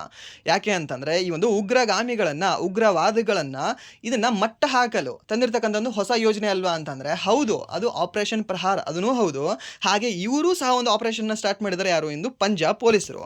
ಸೊ ಪಂಜಾಬ್ ಪೊಲೀಸ್ ಅಂತ ಕೇಳಿದಾಗ ಸೊ ಅವರ ಒಂದು ಕಂಟೆಂಟ್ ಎಲ್ಲ ನಾವು ಹೇಳಬೇಕಾಗುತ್ತೆ ಆನ್ಸರ್. ಸೊ ಅದಕ್ಕೆ ಸರಿಯಾದ ಉತ್ತರ ಯಾವ್ದಾಗುತ್ತೆ? ಆಪ್ಷನ್ ಬಿ ಇದಕ್ಕೆ ಸರಿಯಾದ ಉತ್ತರ ಆಗುತ್ತೆ. ಆ್ಯಂಡ್ ನೆಕ್ಸ್ಟ್ ಪ್ರಶ್ನೆ, ಆಫ್ರಿಕಾ ಕಪ್ ಆಫ್ ನೇಷನ್ಸ್ ಅನ್ನು ಯಾವ ದೇಶವು ಆಯೋಜಿಸಿತ್ತು ಅಂತ ಕೇಳಿದ್ದಾನೆ. ಈ ಒಂದು ಪ್ರತಿಷ್ಠಿತ ಫುಟ್ಬಾಲ್ ಟೂರ್ನಮೆಂಟ್ ಸಹ ಆಗುತ್ತೆ. ಸೊ ಅದರ ಹೆಸರು ಏನು ಅಂತಂದರೆ ಒಂದು ಆಫ್ರಿಕಾ ಕಪ್ ಆಫ್ ನೇಷನ್ಸ್ ಅಂತ ಹೇಳ್ತೀವಿ. ಸೊ ಇದನ್ನು ಆಯೋಜನೆ ಮಾಡಿರ್ತಕ್ಕಂತಹ ದೇಶ ಯಾವುದು ಅಂತ, ಯಾವ ದೇಶ ಆಗಿರ್ಬೋದು ಇದು ಹೇಳ್ಬೋದಾ? ಹೇಳಿ ನೋಡುವ ಇದಕ್ಕೆ. ಸೊ ಯಾರು ಅಂದರೆ ದ್ಯಾಟ್ ಈಸ್ ಈ ಮೊರಾಕ್ಕೋ ದೇಶ ಅಂತ ಹೇಳ್ತೀವಿ. ಓಕೆ, ಯಾವುದಂತ ಹೇಳ್ತೀವಿ? ಒಂದು ಮೊರಾಕ್ಕೋ ದೇಶ ಅಂತ ಹೇಳ್ತೀವಿ. ಆ್ಯಂಡ್ ದೆನ್ ವಿನ್ ಆಗಿರ್ತಕ್ಕಂಥ ದೇಶವೂ ಸಹ ಯಾವುದು ಅಂದರೆ ಇದೇ ಒಂದು ಮೊರಾಕ್ಕೋ ಅಂತ ಹೇಳ್ತೀವಿ. ಸೊ ಸಮ್ ಕಾಂಟ್ರವರ್ಸಿ ಜಾಸ್ತಿ ಆಗಿತ್ತಿದು ವಿನ್ ಆಗೋಕ್ಕೆ. ಯಾರ್ದು? ಮೊರಾಕ್ಕೋ ಅವರು. ಓಕೆ, ಹೋಸ್ಟ್ ಅವರೇ ಮಾಡಿ ಅವರೇ ವಿನ್ ಆಗ್ತಿದ್ರು. ಸಮ್ ಕಾಂಟ್ರವರ್ಸಿ ಸಹ ಸ್ವಲ್ಪ ಇತ್ತು ಇದು ನ್ಯೂಸಲ್ಲಿ. ಬೇಕಾದ್ರೆ ಒಂದ್ಸರಿ ನೀವು ಗೂಗಲ್ ಚೆಕ್ ಮಾಡ್ಕೊಳ್ಳಿ. ಏನು ಜನವರಿ ಆರ್ ಫೆಬ್ರವರಿ ಕರೆಂಟ್ ಅಫೇರ್ಸಲ್ಲಿ ಇದು ನಿಮಗೆ ಸಿಗುತ್ತೆ. ಓಕೆ, ಅವಾಗ ಸ್ವಲ್ಪ ನ್ಯೂಸಲ್ಲಿ ಸ್ವಲ್ಪ ಜಾಸ್ತಿ ಇದ್ದು. ಆ್ಯಂಡ್ ಫೈನಲ್ ಪಂದ್ಯದಲ್ಲಿ ಲೈಕ್ ಹೇಗೆ 2019 ಒಂದು ಫೈನಲ್ ಪಂದ್ಯದಲ್ಲಿ ಕ್ರಿಕೆಟಲ್ಲಿ ಹೇಗೆ ಒಂದು ವಿವಾದ ಉಂಟಾಗಿತ್ತಲ್ವಾ ನ್ಯೂಜಿಲೆಂಡ್ ಮತ್ತು ಇಂಗ್ಲೆಂಡ್ ಅವ್ರ ಮಧ್ಯ, ಹಾಗೆ ಇಲ್ಲಿ ಸಹ ಉಂಟಾಗಿತ್ತು. ಆ್ಯಂಡ್ ನೆಕ್ಸ್ಟ್ ಪ್ರಶ್ನೆ, ಆದಿವಾಸಿ ಕ್ರೀಡಾಪಟುಗಳಿಗೆ ಮೀಸಲಾದ ಭಾರತದ ಮೊದಲ ರಾಷ್ಟ್ರೀಯ ಬಹು ಕ್ರೀಡಾಕೂಟ ಖೇಲೋ ಇಂಡಿಯಾ ಟ್ರೈಬಲ್ ಗೇಮ್ಸ್ 2026 ಮೊದಲ ಆವೃತ್ತಿಯನ್ನು ಯಾವ ರಾಜ್ಯವು ಆಯೋಜಿಸಿತು ಅಂತ. ಯಾವ ರಾಜ್ಯ ಅಂದರೆ ಛತ್ತೀಸ್ಗಢ ಆಯೋಜನೆ ಮಾಡಿದೆ. ಸೊ ಹಾಗಾದರೆ ಇದರಲ್ಲಿ ಫಸ್ಟ್ ಬಂದಿರತಕ್ಕಂಥ ಟೇಬಲ್ ಟಾಪರ್ ಯಾರು ಅಂದರೆ ನಮ್ಮ ಕರ್ನಾಟಕ. ಸೆಕೆಂಡ್ ಯಾರು? ಒಡಿಶಾ ಅಂತ ಹೇಳ್ತೀವಿ. ಥರ್ಡ್ ಯಾವುದು ಅಂದರೆ ಒಂದು ಜಾರ್ಖಂಡ್ ಅಂತ ಹೇಳ್ತೀವಿ. Okay, KOZ. ಓಕೆ, ಸೊ ಇದನ್ನು ಸಹ ನೀವು ನೆನ್ಪಿಟ್ಕೊಳ್ಳಿ. ಆ್ಯಂಡ್ ನೆಕ್ಸ್ಟ್ ನಮ್ಮ ಕರ್ನಾಟಕದ ಒಬ್ಬ ವ್ಯಕ್ತಿ ಯಾರು ಅಂದರೆ ಶ್ರೀಕಾಂತ್ ಅಂತ ಬರ್ತಾರೆ ಅವರು. ಓಕೆ, ಶ್ರೀ ಮಣಿಕಾಂತ್ ಅಂತ. ಸೊ ಅವರು ಹೈಯೆಸ್ಟ್ ಮೆಡಲ್ಗಳನ್ನು ಗೆದ್ದಿರತಕ್ಕಂಥ ವ್ಯಕ್ತಿ ಆಗಿದ್ದಾರೆ ಇದರಲ್ಲಿ. ಆ್ಯಂಡ್ ನೆಕ್ಸ್ಟ್ ಇದರ ಒಂದು ಮಾಸ್ಕಾಟ್ ಯಾವುದು ಅಂತ ಕೇಳ್ಬೋದು. ಅವಾಗ ನೀವು ಹೇಳಬೇಕಾಗುತ್ತೆ ಮೋರ್ವೀರ್ ಅಂತ. ಯಾವುದು? ಒಂದು ಮೋರ್ವೀರ್ ಅಂತಕ್ಕಂಥ ಒಂದು ಮಾಸ್ಕಾಟ್ ಆಗಿದೆ ಅಂತ ಸಹ ನೀವು ಹೇಳಬೇಕಾಗುತ್ತೆ. ಆ್ಯಂಡ್ ಟೋಟಲಿ ನಮ್ಮ ಕರ್ನಾಟಕ ಎಷ್ಟು ಪದಕಗಳನ್ನು ಗೆದ್ದಿದೆ ಅಂದರೆ 23 ಚಿನ್ನ, 8 ಬೆಳ್ಳಿ, ಹಾಗೆ 7 ಕಂಚು. ಸೊ ಎಷ್ಟಾಗುತ್ತೆ? 7 3 10 10 8 18. ಓಕೆ, 38 ಪದಕಗಳನ್ನು ಗೆದ್ದಿದ್ದಾರೆ ನಮ್ಮ ಕರ್ನಾಟಕದವರು. ಸೊ ಅದು ಸಹ ನಿಮ್ಗೆ ಗೊತ್ತಿರಲಿ. ಆ್ಯಂಡ್ ನೆಕ್ಸ್ಟ್ ಪ್ರಶ್ನೆ, ಈ ಜೂನ್ 2026 ಆರೋಗ್ಯ ಸಚಿವ JP ನಡ್ಡಾ ಅವರು ರಾಷ್ಟ್ರೀಯ ಆರೋಗ್ಯ ಆದ್ಯತೆಗಳನ್ನು ಪರಿಶೀಲಿಸಲು ಕೇಂದ್ರೀಯ ಆರೋಗ್ಯ ಮತ್ತು ಕುಟುಂಬ ಕಲ್ಯಾಣ ಪರಿಷತ್ತಿನ ಯಾವ ಆವೃತ್ತಿಯ ಸಮ್ಮೇಳನದ ಅಧ್ಯಕ್ಷತೆಯನ್ನು ವಹಿಸಿದ್ರು ಅಂತ ಕೇಳಿದಾನೆ. ಎಷ್ಟನೇ ಒಂದು ಆವೃತ್ತಿ ಅಂದರೆ 16ನೇ ಒಂದು ಆವೃತ್ತಿ ಅಂತ ಹೇಳಿದ್ದೇವೆ. ಆ್ಯಂಡ್ ನೆಕ್ಸ್ಟ್ ಪ್ರಶ್ನೆ, ಮೇ 2026 ರಕ್ಷಣಾ ಸಂಶೋಧನೆ ಮತ್ತು ಅಭಿವೃದ್ಧಿ ಸಂಸ್ಥೆ ಇಂದ ಅಂತಿಮ ಯಶಸ್ವಿ ಪರೀಕ್ಷೆಗಳ ನಂತರ ಯಾವ ಡ್ರೋನ್ ಉಡಾವಣಾ ನಿಖರ ಪ್ರಹಾರ ಕ್ಷಿಪಣಿ ಹೆಸರೇನು ಅಂತ ಕೇಳಿದ್ದಾನೆ. ಆ ಒಂದು ಕ್ಷಿಪಣಿಯ ಹೆಸರೇನು ಅಂತ ಏನಾಗಿದೆ? ಒಂದು ULPGM V3 ಅಂತ ಹೇಳ್ತೀವಿ ಹೆಸರನ್ನ. ಸೊ ಏನಂತ ಹೇಳ್ತೀವಿ? ಒಂದು ULPGM V3 ಅಂತ ಹೇಳ್ತೀವಿ. ಸೊ ಏನಾಗಿದೆ? ಇದು UAV ಆಗಿದೆ. ಆ್ಯಂಡ್ ನೆಕ್ಸ್ಟ್ ಪ್ರಶ್ನೆ, ಇತ್ತೀಚೆಗೆ ಆದಾಯ ತೆರಿಗೆ ಇಲಾಖೆಯು ತೆರಿಗೆದಾರರ ಪ್ರಶ್ನೆಗಳನ್ನು ನೈಜ ಸಮಯದಲ್ಲಿ ಪರಿಹರಿಸಲು ಮತ್ತು ITR ಸಲ್ಲಿಕೆಯನ್ನು ಸರಳಗೊಳಿಸಲು ಪ್ರಾರಂಭಿಸಲಾದ AI ಚಾಲಿತ ಮೊಬೈಲ್ ಅಪ್ಲಿಕೇಶನ್ನ ಹೆಸರೇನು ಅಂತ ಕೇಳಿದ್ದಾನೆ. ಇನ್ಕಮ್ ಟ್ಯಾಕ್ಸ್ ಡಿಪಾರ್ಟ್ಮೆಂಟ್ ಅವರು ಯಾವುದನ್ನು ಆರಂಭ ಮಾಡಿದ್ದಾರೆ? ಯಾವುದನ್ನು ಅಂತಂದರೆ ಈ ಒಂದು ಸಾರಥಿ ಆ್ಯಪನ್ನು ರಿಲೀಸ್ ಮಾಡಿದ್ದಾರೆ. ಓಕೆ, ಆ್ಯಪ್ ಇದು. ಸೊ ಏನು ಕೇಳಿದ್ದಾನೆ ಕ್ವಶನ್ ನೋಡಿ ಇಲ್ಲಿ, ಇತ್ತೀಚೆಗೆ ಇನ್ಕಮ್ ಟ್ಯಾಕ್ಸ್ ಡಿಪಾರ್ಟ್ಮೆಂಟ್ ಅವರು ತೆರಿಗೆದಾರರ ಪ್ರಶ್ನೆಗಳನ್ನು ನೈಜ ಸಮಯದಲ್ಲಿ ಪರಿಹರಿಸಲು ಮತ್ತು ITR ಸಲ್ಲಿಕೆಯನ್ನು ಸರಳಗೊಳಿಸಲು ಪ್ರಾರಂಭಿಸಿದ AI ಚಾಲಿತ ಅಪ್ಲಿಕೇಶನ್ ಹೆಸರೇನು ಅಂತ. ಓಕೆ, ಸೊ ಈ ಒಂದು ಅಪ್ಲಿಕೇಶನ್ ಅಂತ ಕೇಳಿದ್ರೆ ನಿಮಗೆ ಸಾರಥಿ ಆ್ಯಪ್ ಅಂತ ಬರುತ್ತೆ ಅಪ್ಲಿಕೇಶನ್ ಹೆಸರು ಕೇಳಿದ್ರೆ. ಆ್ಯಂಡ್ ದೆನ್ ಒಂದು ಚಾಟ್ ಬಾಟ್ ಅಂತ ಕೇಳ್ತಾನೆ ನಿಮಗೆ, ಚಾಟ್ ಬಾಟ್. ಆ ಚಾಟ್ ಬಾಟ್ ಹೆಸರೇನು ಅಂತ ಕೇಳಿದ್ರೆ ಕರ್ಸಾತಿ ಅಂತ ಬರುತ್ತೆ. ಯಾವುದು? ಕರ್ಸಾತಿ ಅಂತ. ಸೊ ಅದು ಸಹ ನಿಮ್ಗೆ ಗೊತ್ತಿರಲಿ. ಆ್ಯಂಡ್ ನೆಕ್ಸ್ಟ್ ಪ್ರಶ್ನೆ, ಭಾರತೀಯ ಆರ್ಥಿಕತೆಯಲ್ಲಿ ಸಕಲ ಮೌಲ್ಯವರ್ಧನೆಯಲ್ಲಿ ಗ್ರಾಸ್ ವ್ಯಾಲ್ಯೂ ಆ್ಯಡೆಡ್ನಲ್ಲಿ ಕೆಳಗಿನ ಯಾವ ವಲಯದ ಸೆಕ್ಟರ್ ಅತಿ ಹೆಚ್ಚಿಗೆ ಕೊಡುಗೆ ನೀಡಿದೆ ಅಂತ ಕೇಳಿದ್ದಾನೆ. ಯಾವುದಂದರೆ ಒಂದು ಸೇವಾ ವಲಯ ಅಂತ ಹೇಳ್ತೇವೆ. ಆ್ಯಂಡ್ ನೆಕ್ಸ್ಟ್ ಪ್ರಶ್ನೆ, ಸಸ್ಯಗಳಲ್ಲಿ ಅಂತರ್ವೇಶಿ ವಿಭಜನೆಯಾತ್ಮಕ ಅಂಗಾಂಶವು ಮೀನ್ಸ್ ಒಂದು ಇಂಟರ್ ಕ್ಯಾಲರಿ ಮೆರಿಸ್ಟಮೆಟಿಕ್ ಮುಖ್ಯವಾಗಿ ಎಲ್ಲಿ ಕಂಡುಬರ್ತದೆ ಅಂತ. ಎಲ್ಲಿ ಕಂಡುಬರ್ತದೆ ಅಂದರೆ ಒಂದು ಇಂಟರ್ ನೋಡ್ಸ್ಗಳಲ್ಲಿ ಕಂಡುಬರುತ್ತೆ. ಇವಾಗ ಕಬ್ಬು ತಿಂತೀರಲ್ವಾ, ಕಬ್ಬು ಹೀಗಿರುತ್ತಲ್ವ, ಇಲ್ಲಿ ಇವೇನು ಬರುತ್ತಲ್ಲ ಇವು ನೋಡ್ಸ್ ಅಂತ ಹೇಳ್ತೀವಿ. ಸೊ ಒಂದು ಇಂಟರ್ ಕ್ಯಾಲರಿ ಮೆರಿಸ್ಟಮೆಟಿಕ್ ಟಿಶ್ಯೂ ಎಲ್ಲಿ ಕಂಡುಬರುತ್ತೆ ಅಂದರೆ ಒಂದು ನೋಡ್ಸ್ಗಳಲ್ಲಿ ಕಂಡುಬರುತ್ತೆ. ನೋಡ್ಸ್ಗಳಲ್ಲಿ ಓಕೆ. ಆ್ಯಂಡ್ ದೆನ್ ಅಪಿ ಎಲ್ಲಿ ಕಂಡುಬರುತ್ತೆ ಅಂದರೆ ಒಂದು ಟಾಪಲ್ಲಿ ಕಂಡುಬರುತ್ತೆ. ಅದು ಸಹ ನಿಮ್ಗೆ ಗೊತ್ತಿರಲಿ. And then lateral tissue, so ಅದು ಈ ವೀಡ್ತನ ಹೆಚ್ಚಿಗೆ ಮಾಡೋಕ್ಕೆ ಅದು ಸಹಾಯ ಮಾಡುತ್ತೆ. ಆ್ಯಂಡ್ ನೆಕ್ಸ್ಟ್ ಪ್ರಶ್ನೆ, ಮುಟ್ಟಿದರೆ ನಾಚಿಕೊಳ್ಳುವ ಮೀನ್ಸ್ ಈ ಒಂದು ಟಚ್ ಮಿ ನಾಟ್ ಸಸ್ಯವನ್ನು, ಅದಕ್ಕೆ ನಾವೇನಂತ ಹೇಳ್ತೀವಿ? ಈ ಮಿಮೋಸಾ ಪುಡಿಕಾ ಅಂತ ಹೇಳ್ತೀವಿ. ಅದರ ಒಂದು ಸೈಂಟಿಫಿಕ್ ನೇಮ್. ಆ ಒಂದು ಸಸ್ಯವನ್ನು ಮುಟ್ಟಿದಾಗ ಅದರ ಎಲೆಗಳು ವೇಗವಾಗಿ ಮುದುಡಿಕೊಳ್ಳುತ್ತವೆ. ಈ ಬಾಹ್ಯ ಪ್ರಚೋದನೆಯ ಹೊರತಾಗಿಯೂ ಸಸ್ಯದಲ್ಲಿ ಈ ಕೆಳಗಿನ ಯಾವ ಅಂಗಾಂಶವು ಸಂಪೂರ್ಣವಾಗಿ ಅನುಪಸ್ಥಿತಿಯಾಗಿದೆ ಅಂತ, ಅದು ಇರೋದಿಲ್ಲ ಅಂತ. ಯಾವುದಂದ್ರೆ ಒಂದು ನರ ಅಂಗಾಂಶ ಅಂತ ಹೇಳ್ತೀವಿ, ಸರಿಯಾ? ಸೊ ಇದಕ್ಕೆ ಸರ್ ಉತ್ತರ ನೆನ್ಪಿಟ್ಕೊಳ್ಳಿ, ಯಾಕಂದರೆ ಇದು ರಿಪೀಟೆಡ್ ಕ್ವಶನ್ 2025 ಇರೋದು. ಆ್ಯಂಡ್ ನೆಕ್ಸ್ಟ್ ಪ್ರಶ್ನೆ, ಭೂಮಿಯ ಮೇಲಿನ ನೀರಿನ ನಿರಂತರ ಸಂಚರಣೆಯನ್ನು ತೋರಿಸುವ ಜಲಚಕ್ರದ ಕೆಳಗಿನ ಮುಖ್ಯ ಹಂತಗಳನ್ನು ಅವುಗಳ ಸರಿಯಾದ ಅನುಕ್ರಮದಲ್ಲಿ ಜೋಡಿಸಿ ಅಂತ ಕೊಟ್ಟಿದ್ದಾನೆ. ಜಲಚಕ್ರ, ವಾಟರ್ ಸೈಕಲ್ದು ಮುಖ್ಯ ಹಂತಗಳು ಫಸ್ಟ್ ಯಾವುದು ಬರುತ್ತೆ ಸರ್? ಫಸ್ಟ್ ಯಾವ ಪ್ರಶ್ನೆ ಆಗುತ್ತೆ? ಫಸ್ಟ್ ಬರುತ್ತೆ, ಮೀನ್ಸ್ 3 ಬರುತ್ತೆ. ಯಾವ ಪ್ರಶ್ನೆ ಆಗುತ್ತೆ? ಯಾವ ಪ್ರಶ್ನೆ ಆದ ನಂತರ ಏನಾಗುತ್ತೆ ನಮಗೆ? ಈ ಕಂಡೆನ್ಸೇಷನ್ ಆಗುತ್ತೆ. ಕಂಡೆನ್ಸೇಷನ್ ಆದ ನಂತರ ಏನಾಗುತ್ತೆ? ಪ್ರೆಸಿಪಿಟೇಷನ್ ಆಗುತ್ತೆ. ಪ್ರೆಸಿಪಿಟೇಷನ್ ಆದ ನಂತರ ಏನಾಗುತ್ತೆ? ಅದು ಈ ಇನ್ಫಿಲ್ಟ್ರೇಷನ್ ಆಗುತ್ತೆ ಅಂತ ಹೇಳ್ತೀವಿ. ಓಕೆ, ಇಲ್ಲಾಂದರೆ ಕಲೆಕ್ಷನ್ ಆಗುತ್ತೆ ಅಂತ ಹೇಳ್ತೀವಿ. ಸೊ ಈ CPC. ಸೊ ಇದಕ್ಕೆ ಸರಿ ಉತ್ತರ ಯಾವುದಾಗುತ್ತೆ? ಫಸ್ಟ್ 3 ಬರಬೇಕು, ಆಮೇಲೆ 1 ಬರಬೇಕು, ಆಮೇಲೆ 4 ಬರಬೇಕು, ಆಮೇಲೆ 2 ಬರಬೇಕು. 3 1 4 2 ಬರಬೇಕು. ಓಕೆ, 3 1 4 2 ಇದೆ ನೋಡಿ ಇಲ್ಲಿ 3 1 4 2 ಅನ್ನೋದಕ್ಕಿಂತ ಇಲ್ಲಿ ನೆನ್ಪಿಟ್ಕೊಳ್ಳಿ, ಫಸ್ಟ್ ಯಾವ್ದು ಬರುತ್ತೆ, ಲಾಸ್ಟ್ ಯಾವ್ದು ಬರುತ್ತೆ ಅಂತ. ಸೊ ಅಂದರೆ ನಿಮಗೆ ಗೊತ್ತಾಗುತ್ತೆ, ಸ್ವಲ್ಪ ಎಲಿಮಿನೇಟ್ ಮಾಡೋಕ್ಕೆ, ಇಲ್ಲಾಂದರೆ ಈಸಿಯಾಗಿ ಆನ್ಸರ್ ಮಾಡೋಕ್ಕೆ. ಆ್ಯಂಡ್ ನೆಕ್ಸ್ಟ್ ಪ್ರಶ್ನೆ, 12 ಸೆಂಟಿಮೀಟರ್ ನಾಭಿ ದೂರವುಳ್ಳ ಫೋಕಲ್ ಲೆಂತ್ ಹೊಂದಿರುವ ಒಂದು ಪೀನ ಮಸೂರದ ಕಾನ್ವೆಕ್ಸ್ ಲೆನ್ಸ್ ಮುಂದೆ 18 ಸೆಂಟಿಮೀಟರ್ ದೂರದಲ್ಲಿ ಒಂದು ವಸ್ತುವನ್ನು ಇಡಲಾಗಿದೆ. ಮಸೂರದಿಂದ ಉಂಟಾಗುವ ವೇಗವರ್ಧನೆಯನ್ನು ಕಂಡುಹಿಡಿಯಿರಿ ಅಂತ ಕೇಳಿದ್ದಾನೆ. ಸರ್, ನಾ ವೇಗವರ್ಧನೆಯನ್ನು, ಮ್ಯಾಗ್ನಿಫಿಕೇಷನನ್ನು ಹೇಗೆ ಕಂಡುಹಿಡಿತೀರಾ ನೀವು? ಹೇಗೆ ಕಂಡುಹಿಡಿಬೋದು ಮ್ಯಾಗ್ನಿಫಿಕೇಷನನ್ನು? ಫಾರ್ಮುಲಾ ಇದೆ ಅಲ್ವಾ ಅದಕ್ಕೆ? ಮ್ಯಾಗ್ನಿಫಿಕೇಷನ್ ಫಾರ್ಮುಲಾ ಏನು ಹೇಳುತ್ತೆ ನಿಮಗೆ, ಹೇಳ್ಬೋದಾ? ಮ್ಯಾಗ್ನಿಫಿಕೇಷನ್ ಈಕ್ವಲ್ಸ್ V/U ಅಂತ ಹೇಳ್ತೇವೆ. ಓಕೆ, ಯು ಅಂದರೆ ಏನು? ಆಬ್ಜೆಕ್ಟಿನ ಡಿಸ್ಟೆನ್ಸ್. ವಿ ಅಂತಂದರೆ ಏನು? ಈ ಒಂದು ಇಮೇಜ್ನ ಡಿಸ್ಟೆನ್ಸ್ ಅಂತ ಹೇಳ್ತೀವಿ. ಇಲ್ಲಿ ಆಬ್ಜೆಕ್ಟ್ ಡಿಸ್ಟೆನ್ಸ್ ಕೊಟ್ಟಿದ್ದಾನೆ, ಎಷ್ಟು ಕೊಟ್ಟಿದ್ದಾನೆ? 18 ಸೆಂಟಿಮೀಟರ್ ಅಂತ ಕೊಟ್ಟಿದ್ದಾನೆ, ಹೌದಾ? ಸೊ ಮೀನ್ಸ್ ಇದು 18 ಸೆಂಟಿಮೀಟರ್ ಅಂದರೆ ಗಿವನ್ ಡಾಟಾ ಎಷ್ಟಾಗುತ್ತೆ? -18 ಆಗುತ್ತೆ ಇದು. ಓಕೆ, ಬಟ್ ಇಮೇಜ್ ಡಿಸ್ಟೆನ್ಸ್ ಕೊಟ್ಟಿಲ್ಲ ಅಲ್ವಾ? ಸೊ ಇವಾಗ ಇಮೇಜ್ ಡಿಸ್ಟೆನ್ಸ್ ಫಸ್ಟ್ ನಾವು ಕಂಡುಹಿಡಬೇಕು. ಸೊ ಇಮೇಜ್ ಡಿಸ್ಟೆನ್ಸ್ ಕಂಡುಹಿಡಬೇಕು ಅಂದರೆ ನಾವು ಏನು ಯೂಸ್ ಮಾಡ್ಕೊಳ್ಬೇಕು? ಇಲ್ಲಿ ಫೋಕಲ್ ಲೆಂತ್ ಕೊಟ್ಟಿದ್ದಾನೆ. ಸೊ ಫೋಕಲ್ ಲೆಂತ್ ಫಾರ್ಮುಲಾ ಏನು ಬರುತ್ತೆ ನಿಮಗೆ? 1/f = 1/v - 1/u ಅಂತ ಬರುತ್ತೆ. ಸೊ ಇಲ್ಲಿ ಯು ಎಷ್ಟು ಕೊಟ್ಟಿದ್ದಾನೆ? ಸೊ 18 ಕೊಟ್ಟಿದ್ದಾನೆ, ಇಲ್ಲಿ ಪುಟ್ ಮಾಡಿ. ಆ್ಯಂಡ್ ದೆನ್ ಎಫ್ ಎಷ್ಟು ಕೊಟ್ಟಿದ್ದಾನೆ? ಇಲ್ಲಿ 12 ಕೊಟ್ಟಿದ್ದಾನೆ, ಪುಟ್ ಮಾಡಿ.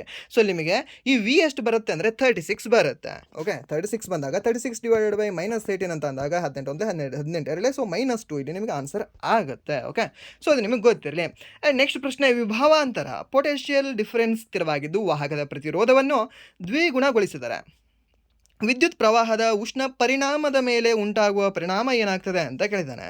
ಸೊ ಇಲ್ಲಿ ಕ್ವಶನ್ ನೋಡಿ ಏನು ಅಂತಂದರೆ, ಈ ಪೊಟೆನ್ಷಿಯಲ್ ಡಿಫರೆನ್ಸ್ ಕೊಟ್ಟಿದ್ದಾನೆ, ರೆಸಿಸ್ಟೆನ್ಸ್ ಕೊಟ್ಟಿದ್ದಾನೆ, ದ್ವಿಗುಣಗೊಳಿಸಿದರೆ ಅಂತ ಕೊಟ್ಟಿದ್ದಾನೆ. ಇಷ್ಟು ನೋಡಿದ ನಂತರ ನಾವು ಏನು ಮಾಡ್ತೀವಿ ಎಕ್ಸಾಮಲ್ಲಿ? ಓಕೆ, I = V/R ಏನು ಹೇಳಿದ್ದಾನೆ?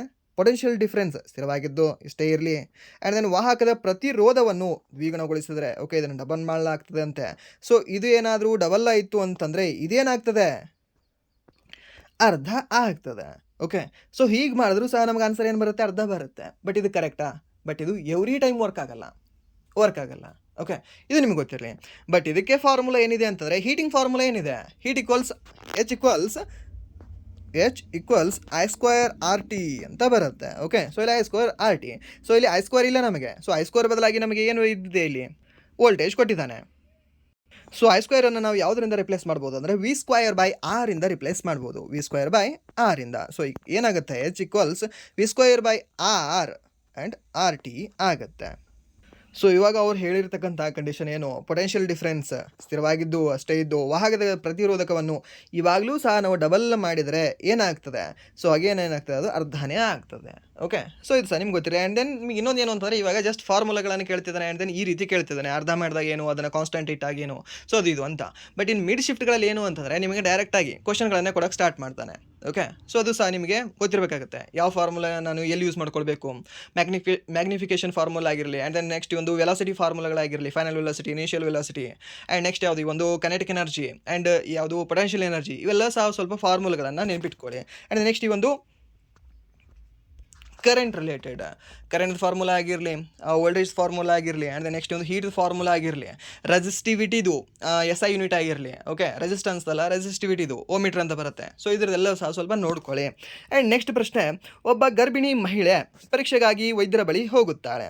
ವೈದ್ಯರು ಭ್ರೂಣ ಈ ಒಂದು ಎಂಬ್ರಿಯೋ ಈಗ ಗರ್ಭಸ್ಥ ಶಿಶು ಮೀನ್ಸ್ ಒಂದು ಫಿಟಸ್ ಆಗಿ ಅಭಿವೃದ್ಧಿ ಹೊಂದಿದೆ ಎಂದು ತಿಳಿಸುತ್ತಾರೆ. ಈ ಬೆಳವಣಿಗೆಯ ಗರ್ಭಾವ್ಯವಸ್ಥೆಯೇ ಯಾವ ತ್ರೈಮಾಸಿಕಕ್ಕೆ ಸೇರಿದೆ ಅಂತ, ಯಾವುದು ಟ್ರೈಮೆಸ್ಟರ್ಗೆ ಸೇರಿದೆ ಅಂತ. ಸೊ ಟೋಟಲಿ ಎಷ್ಟು ಟ್ರೈಮೆಸ್ಟರ್ಗಳು ಬರ್ತವೆ ಅಂದರೆ 3 ಟ್ರೈಮೆಸ್ಟರ್ಗಳು ಬರ್ತವೆ. ಸೊ ಟ್ರೈಮೆಸ್ಟರ್ ಅಂತಂದರೆ ಏನಂದರೆ 3 ತ್ರೈಮಾಸಿಕ ಅಂತ 3 + 3 + 3 ಎಷ್ಟಾಯಿತು? 9 ತಿಂಗಳ ಗರ್ಭಿಣಿ ಆಯ್ತಲ್ವಾ? ಸೊ 9 ತಿಂಗಳಾಯಿತು. ಸೊ ಅದಕ್ಕೆ ಈ ಒಂದು first trimester, second trimester and then trimester ಅಂತ ಬರುತ್ತೆ. ಸೊ ಈ ಒಂದು ಫಸ್ಟ್ ಟ್ರೈಮಿಸ್ಟರಲ್ಲಿ ಏನಾಗುತ್ತೆ, ಆ ಫೀಟಸ್ ಆಗಿ ಅಭಿವೃದ್ಧಿ ಹೊಂದುತ್ತದೆ. ಶಿಶುವಾಗಿ ಅಭಿವೃದ್ಧಿ ಹೊಂದುತ್ತದೆ ಆ ತಾಯಿಯ ಗರ್ಭದಲ್ಲಿ. ಆ್ಯಂಡ್ ಅದು ಇದೆ ಅಂತ, ಗರ್ಭದಲ್ಲಿ ಒಂದು ಫಿಟಸ್ ಇದೆ ಅಂತ ಫೀಲ್ ಆಗೋದು ಯಾವಾಗ ಅಂದರೆ 2ನೇ ಟ್ರೈಮಿಸ್ಟರಲ್ಲಿ. ಓಕೆ, ಹೊಟ್ಟೆಯಲ್ಲಿ ಮಗು ಅಲ್ಲಾಡ್ತಾ ಇದೆ, ಸೊ ಈ ಕಡೆ ಸರಿತು, ಲೆಫ್ಟಲ್ಲಿ ಬಂತು, ರೈಟಲ್ಲಿ ಬಂತು ಅಂತ ಈ ರೀತಿ ಹೇಳ್ತಿರ್ತಾರೆ ಗೊತ್ತಾ. ಸೊ ಅದು ಯಾವಾಗ ಅಂದರೆ 3 ತಿಂಗಳಿಂದ 6 ತಿಂಗಳ ಗರ್ಭಿಣಿ ಇದ್ದವ್ರು ಹೇಳ್ತಾರೆ ಇದನ್ನು. ಇದು ಗೊತ್ತಿರಲಿ ನಿಮಗೆ. ಆ್ಯಂಡ್ ನೆಕ್ಸ್ಟ್ ಮಗು ಒದೆಯೋಕ್ಕೆ ಸ್ಟಾರ್ಟ್ ಮಾಡುತ್ತೆ ಅಂತ ಹೇಳ್ತೀವಿ ಗೊತ್ತಾ. ಆ ಮಗು ಒದೆಯೋಕ್ಕೆ ಸ್ಟಾರ್ಟ್ ಮಾಡೋದು ಯಾವಾಗ ಅಂದರೆ ಈ 3rd ಟ್ರೈಮಿಸ್ಟರಲ್ಲಿ. ಸೊ ಈ ಅಂತಿಮ 3 ತಿಂಗಳಲ್ಲಿ ಏನು ಮಾಡುತ್ತೆ, ಮಗು ಒದೆಯೋಕ್ಕೆ ಸ್ಟಾರ್ಟ್ ಮಾಡ್ತದೆ. ಆ್ಯಂಡ್ ಇಲ್ಲಿ ನಿಮಗೆ ಕ್ವಶನ್ ಏನು ಕೇಳ್ತಾನೆ ಅಂತಂದರೆ, ಅದರ ಶ್ವಾಸಕೋಶಗಳು ಹಾಗೆ ಅದರ ಒಂದು ಬ್ರೈನ್ ಯಾವಾಗ ಡೆವಲಪ್ ಆಗ್ತವೆ ಅಂತ ಕೇಳ್ತಾನೆ ನಿಮಗೆ. ಏನೇನು, ಒಂದು ಲಂಗ್ಸ್ ಆಗಿರಲಿ, ಆ್ಯಂಡ್ ನೆಕ್ಸ್ಟ್ ಯಾವುದಂತ ಹೇಳ್ತೀವಿ, ಏನು ಹೇಳ್ತೇನೆ ನಿಮಗೆ, ಬ್ರೈನ್, ಮತ್ತು ಇನ್ನೊಂದು ಯಾವುದಂದ್ರೆ ಕಿಡ್ನಿ. ಸೊ ಇದು ಡೆವಲಪ್ ಆಗೋದು ಯಾವಾಗ ಅಂದರೆ 3rd ಟ್ರೈಮಿಸ್ಟರಲ್ಲಿ. ಇದು ಸಹ ನೆನ್ಪಿಟ್ಕೊಳ್ಳಿ, ಯಾಕಂದರೆ ಇದು ಸಹ ನಿಮಗೆ ಕೇಳಿದೆ ನೀವೆಲ್ಲವೂ ಸಹ. ಯಾವುದೋ NCERT ಸಿಲೆಬಸಲ್ಲಿ ಇರ್ತಕ್ಕಂಥದ್ದಲ್ಲ ಇದು. ಇದೆಲ್ಲವೂ ಸಹ ಆಲ್ರೆಡಿ ಸೆಂಟ್ರಲ್ ಗೌರ್ಮೆಂಟಿನ ಈ ಸೈನ್ಸ್ ಸೆಕ್ಷನಲ್ಲಿ ಕೇಳಿರ್ತಕ್ಕಂಥ ಪ್ರಶ್ನೆಗಳಿದೆಲ್ಲವು. ಆ್ಯಂಡ್ ಇನ್ನೊಂದು ಏನು ಕೇಳ್ತಾನೆ ಅಂದರೆ, ಈ ಚರ್ಮ ಬಿರುಕಾಗ್ತದೆ. ಓಕೆ, ಮೀನ್ಸ್ ಚರ್ಮ ಯಾಕೆ ಬಿರುಕಾಗ್ತದೆ ಅಂದರೆ, ಚರ್ಮ ಜಾಸ್ತಿ ಬೆಳೆಯಕ್ಕೆ ಸ್ಟಾರ್ಟ್ ಆಗುತ್ತಲ್ವಾ, ಸೊ ಹೊಟ್ಟೆಯಲ್ಲಿ ಮಗು ಇದ್ದಾಗ. ಸೊ ಆ ಒಂದು ಬಿರುಕು ಸ್ಟಾರ್ಟ್ ಆಗೋದು ಯಾವಾಗ ಅಂತ ಕೇಳ್ತಾನೆ. ಯಾವ ಒಂದು ಟ್ರೈಮಿಸ್ಟ್ರಲ್ಲಿ ಅಂದರೆ 2nd ಟ್ರೈಮಿಸ್ಟ್ರಲ್ಲಿ ಅದು ಕಾಣಿಸುತ್ತೆ ನಿಮಗೆ. ಆ್ಯಂಡ್ ನೆಕ್ಸ್ಟ್ ಈ ಒಂದು ಬೆಲ್ಲಿ, ಸೊ ಅದು ಸಹ ಸ್ವಲ್ಪ ದಪ್ಪ ಆಗೋದು ಕಾಣಿಸೋದು ಯಾವಾಗ ಅಂದರೆ ಇದೇ ಒಂದು 2nd ಟ್ರೈಮಿಸ್ಟ್ರಲ್ಲಿ ಅಂತ ಹೇಳ್ತೀವಿ. ಆ್ಯಂಡ್ ದೆನ್ ಎದೆಯ ಭಾಗ, ಸೊ ಅಲ್ಲಿ ಸಹ ಚೇಂಜಸ್ ಆಗೋದು ಯಾವಾಗ ಅಂದರೆ ಒಂದು 2nd ಟ್ರೈಮಿಸ್ಟ್ರಲ್ಲಿ ಅಂತ ಹೇಳ್ತೀವಿ. ಓಕೆ, ಸೊ ಇದೆಲ್ಲವೂ ಸಹ ನಿಮ್ಗೆ ಗೊತ್ತಿರಲಿ, ಯಾಕಂದರೆ ಇದ್ರ ಮೇಲೆ ಸ್ವಲ್ಪ ಈ ಚಾಪ್ಟರ್ ಸ್ಪೆಷಲಿ ಯಾವುದಂದರೆ ಒಂದು ರೀಪ್ರೊಡಕ್ಷನ್ ಚಾಪ್ಟರ್ ಏನಿದೆ ಅಲ್ವಾ, ಸೊ ಇದ್ರ ಮೇಲೆ ಜಾಸ್ತಿ ಫೋಕಸ್ ಮಾಡ್ತಾನೆ ಪ್ರತಿ RRB ಎಕ್ಸಾಮ್ಗಳಲ್ಲಿ ಸೈನ್ಸ್ ಸೆಕ್ಷನಲ್ಲಿ ಅಂತ ಬಂದರೆ. ಓಕೆ, ಸೊ ಅದಕ್ಕೆ ಇದ್ರ ಬಗ್ಗೆ ನೀವು ಸಂಪೂರ್ಣವಾಗಿ ತಿಳ್ಕೊಳ್ಬೇಕಾಗುತ್ತೆ. ಆ್ಯಂಡ್ ನೆಕ್ಸ್ಟ್ ಇನ್ನೊಂದು ಬರುತ್ತೆ ನಿಮಗೆ, ಏನು ಅಂತಂದರೆ ಈ ಹೆರಿಗೆ ನಂತರದ ಹಂತ ಅಂತ ಬರುತ್ತೆ. ಹೆರಿಗೆ ನಂತರದ ಹಂತ, ಹಾಗೆ ಒಂದು ಹೆರಿಗೆಯ ಮೊದಲಿನ ಹಂತ ಅಂತ. ಸೊ ಈ ರೀತಿ ಬರುತ್ತೆ. ಸೊ ಇಲ್ಲಿ ಹೆರಿಗೆಯ ನಂತರದ ಹಂತ. ಸೊ ಇಲ್ಲಿ ಏನಾಗ್ತದೆ, ಇದನ್ನು ನಾವು ಪೋಸ್ಟ್ ಪಾರ್ಟಮ್ ಸ್ಟೇಜ್ ಅಂತ ಹೇಳ್ತೀವಿ. ಏನಂತ ಹೇಳ್ತೀವಿ, post partum, POST, spelling wrong ಮಾಡಿಬಿಡಿ, POST PARTUM ಅಂತ ಹೇಳ್ತೀವಿ, ಪೋಸ್ಟ್ ಪಾರ್ಟಮ್ ಸ್ಟೇಜ್. ಸೊ ಈ ಒಂದು ಪೋಸ್ಟ್ ಪಾರ್ಟಮ್ ಸ್ಟೇಜಲ್ಲಿ ಡೆಲಿವರಿ ಆಗಿರುತ್ತೆ. ಡೆಲಿವರಿ ಆದ ನಂತರ ಆ ಒಂದು ಬದಲಾವಣೆಗಳು ಏನೇನಾಗ್ತಾವಲ್ವ ಅದ್ರ ಬಗ್ಗೆ ಎಲ್ಲ ಸಹ ಹೇಳ್ತದೆ ಪೋಸ್ಟ್ ಪಾರ್ಟಮ್ ಸ್ಟೇಜ್ಗಳಲ್ಲಿ. ಸೊ ಅದು ಸಹ ನಿಮ್ಗೆ ಗೊತ್ತಿರಬೇಕಾಗುತ್ತೆ. ಆ್ಯಂಡ್ ನೆಕ್ಸ್ಟ್ ಪ್ರಶ್ನೆ, ಸಾಕಷ್ಟು ಗಾಳಿಯ ಉಪಸ್ಥಿತಿಯಲ್ಲಿ ಇಥೆನಾಲನ್ನು ಬಿಸಿ ಮಾಡಿದಾಗ ಅಥವಾ ಸುಟ್ಟಾಗ ಮುಖ್ಯವಾಗಿ ಏನು ಉತ್ಪತ್ತಿ ಆಗ್ತದೆ ಅಂತ ಕೇಳಿದಾನೆ. ಗಾಳಿಯ ಉಪಸ್ಥಿತಿಯಲ್ಲಿ ಮೀನ್ಸ್ ಈ ಒಂದು ಆಮ್ಲಜನಕದ ಉಪಸ್ಥಿತಿಯಲ್ಲಿ ಏನಾಗ್ತದೆ, ಈ ಒಂದು ಎಥನಾಲನ್ನು ಸುಟ್ಟಾಗ. ಸೊ ಈ ಒಂದು ಎಥನಾಲನ್ನು ಸುಟ್ಟಾಗ ಸೊ ಅದು ಬರ್ನ್ ಆಗ್ತದೆ, ಕಾಂಬಷನ್ ಆಗ್ತದೆ. ಕಾಂಬಷನ್ ಪ್ರಕ್ರಿಯೆಯಲ್ಲಿ ನಿಮಗೆ ಏನು ಸಿಗುತ್ತೆ, ಈ ಹೀಟ್ ಸಿಗುತ್ತೆ. ಓಕೆ, ಸೊ ಇದು ಈ ಆಕ್ಸಿಜನ್ ಜೊತೆಗೆ ಉರಿದಾಗ C2H5OH ಆಕ್ಸಿಜನ್ ಜೊತೆ ಕಂಬಷನ್ ಮಾಡಿದಾಗ ಸೊ ಇದಕ್ಕೆ ಸಿಗ್ತಕ್ಕಂಥದ್ದು ಒಂದು ಬೈ ಪ್ರಾಡಕ್ಟ್ ಆಗಿ CO2 ಹಾಗೆ H2O ಸಿಗ್ತವೆ. ಎರಡೂ ಸಹ ಯಾವುದು, ಈ ಒಂದು CO2 H2O ಮತ್ತು ಈ ಒಂದು ಶಾಖ ಸಿಗ್ತದೆ ನಿಮಗೆ. ಆ್ಯಂಡ್ ನೆಕ್ಸ್ಟ್ ಇನ್ನೊಂದು ಏನು ಅಂತಂದರೆ, ಬೆಳಕಿನಿಂದ ಇದು ಉರಿತದೆ. ಯಾವ ಬೆಳಕಿನಿಂದ, ಯಾವ ಬಣ್ಣದ ಬೆಳಕಿನಿಂದ ಅಂತ ಕೇಳ್ತಾನೆ ಇದನ್ನು. ನೀಲಿ ಎಲ್ಲೋ, ಇಲ್ಲ ಅಂತಂದರೆ ಯಾವುದು ರೆಡ್ ಅಂತ ನಿಮಗೆ ಕೇಳ್ಬೋದು. ಅವಾಗ ನೀವು ಹೇಳಬೇಕಾಗುತ್ತೆ ನೀಲಿ ಬೆಳಕಿನಿಂದ. ಯಾವ ಬೆಳಕಿನಿಂದ, ನೀಲಿ ಬೆಳಕಿನಿಂದ ಇದು ಉರಿತದೆ. ಯಾವುದು ಈ ಒಂದು C2H5OH ಅನ್ನು ಆಕ್ಸಿಜನ್ ಜೊತೆಗೆ ಉರಿಸಿದಾಗ. ಇದು ಸಹ ನೀವು ನೆನ್ಪಿಟ್ಕೊಳ್ಳಿ, ಈ ಕಲರ್ ಕೇಳ್ತಾನೆ ನಿಮಗೆ, ಯಾಕಂದರೆ ಮುಂದೆ ಬರ್ತಕ್ಕಂಥ ಶಿಫ್ಟಲ್ಲಿ ಸ್ವಲ್ಪ ಟಫ್ ಆಗಿ ಕ್ವಶನ್ಗಳನ್ನು ತೆಗಿಬೇಕಾಗಿರೋದ್ರಿಂದ ಕೇಳೋ ಚಾನ್ಸಸ್ ಸ್ವಲ್ಪ ಜಾಸ್ತಿ ಇರುತ್ತೆ. ಸೊ ಅದಕ್ಕೆ ನೆನ್ಪಿಟ್ಕೊಳ್ಳಿ. ಓಕೆ, ಯಾವುದಂದರೆ ಒಂದು C2H5OH ಎಥನಾಲ್, ಗನ್ನೇಕ ಜ್ಯೂಸ್ ಅಂತ ಹೇಳ್ತಿರ್ತೀರಲ್ವ ನೀವು. ಸೊ ಅದೇ ಎಥನಾಲ್ ಇದು. ಸೊ ಇದ್ರದ್ದು ಫಾರ್ಮುಲಾ ನೆನ್ಪಿಟ್ಕೊಳ್ಳಿ. ಇದ್ರದ್ದು ಫಾರ್ಮುಲಾ ಸಹ ನಿಮಗೆ ಕೇಳೋ ಚಾನ್ಸಸ್ ಇರುತ್ತೆ. ಸೊ ಇದಾಗಿತ್ತು ಇಲ್ಲಿವರೆಗೆ August 3 ಸೆಕೆಂಡ್ ಶಿಫ್ಟಿನ ಒಂದು RRB D ಗ್ರೂಪ್ ಪ್ರಶ್ನೆ ಪತ್ರಿಕೆಯ ಕೆಲವು ಕ್ವಶನ್ಗಳ ಅನಲೈಸಿಸ್. ಸೊ ಇಲ್ಲಿವರೆಗೂ ವಿಡಿಯೋ ನೋಡೋದಕ್ಕಾಗಿ ಫಸ್ಟ್ ಆಫ್ ಆಲ್ ಧನ್ಯವಾದಗಳು. ಆ್ಯಂಡ್ ದೆನ್ ಇಲ್ಲಿವರೆಗೂ ವಿಡಿಯೋ ನೋಡಿ ನಿಮಗೆ ಏನಾದರೂ ವಿಡಿಯೋ ಇಷ್ಟ ಆಗಿದ್ರೆ ಪ್ಲೀಸ್ ವಿಡಿಯೋನ ಲೈಕ್ ಮಾಡಿ, ಸಬ್ಸ್ಕ್ರೈಬ್ ಮಾಡಿ. ಇಫ್ ನಿಮಗೆ ವಿಡಿಯೋ ಇಷ್ಟ ಆಗಲಿಲ್ಲ ಅಂದರೆ ಸೊ ಆಬ್ವಿಯಸ್ಲಿ ಡಿಸ್ಲೈಕ್ ಮಾಡಿ ಅಂತ ಹೇಳ್ತಾ, ಹಾಗೆ ನೀವೇನಾದರೂ ಇಷ್ಟಪಟ್ಟು ಲೈಕ್ ಮಾಡಿ, ಸಬ್ಸ್ಕ್ರೈಬ್ ಮಾಡಿದರೆ ನಿಮ್ಮ ಫ್ರೆಂಡ್ಸ್ಗೂ ಸಹ ಒಂದು ಕ್ಲಾಸ್ಗಳನ್ನು ಶೇರ್ ಮಾಡಿ ಅಂತ ಹೇಳ್ತಾ ವಿಡಿಯೋನ ಇಲ್ಲಿಗೆ ಏನು ಮಾಡ್ತಿದ್ದೀನಿ. Once again thank you so much.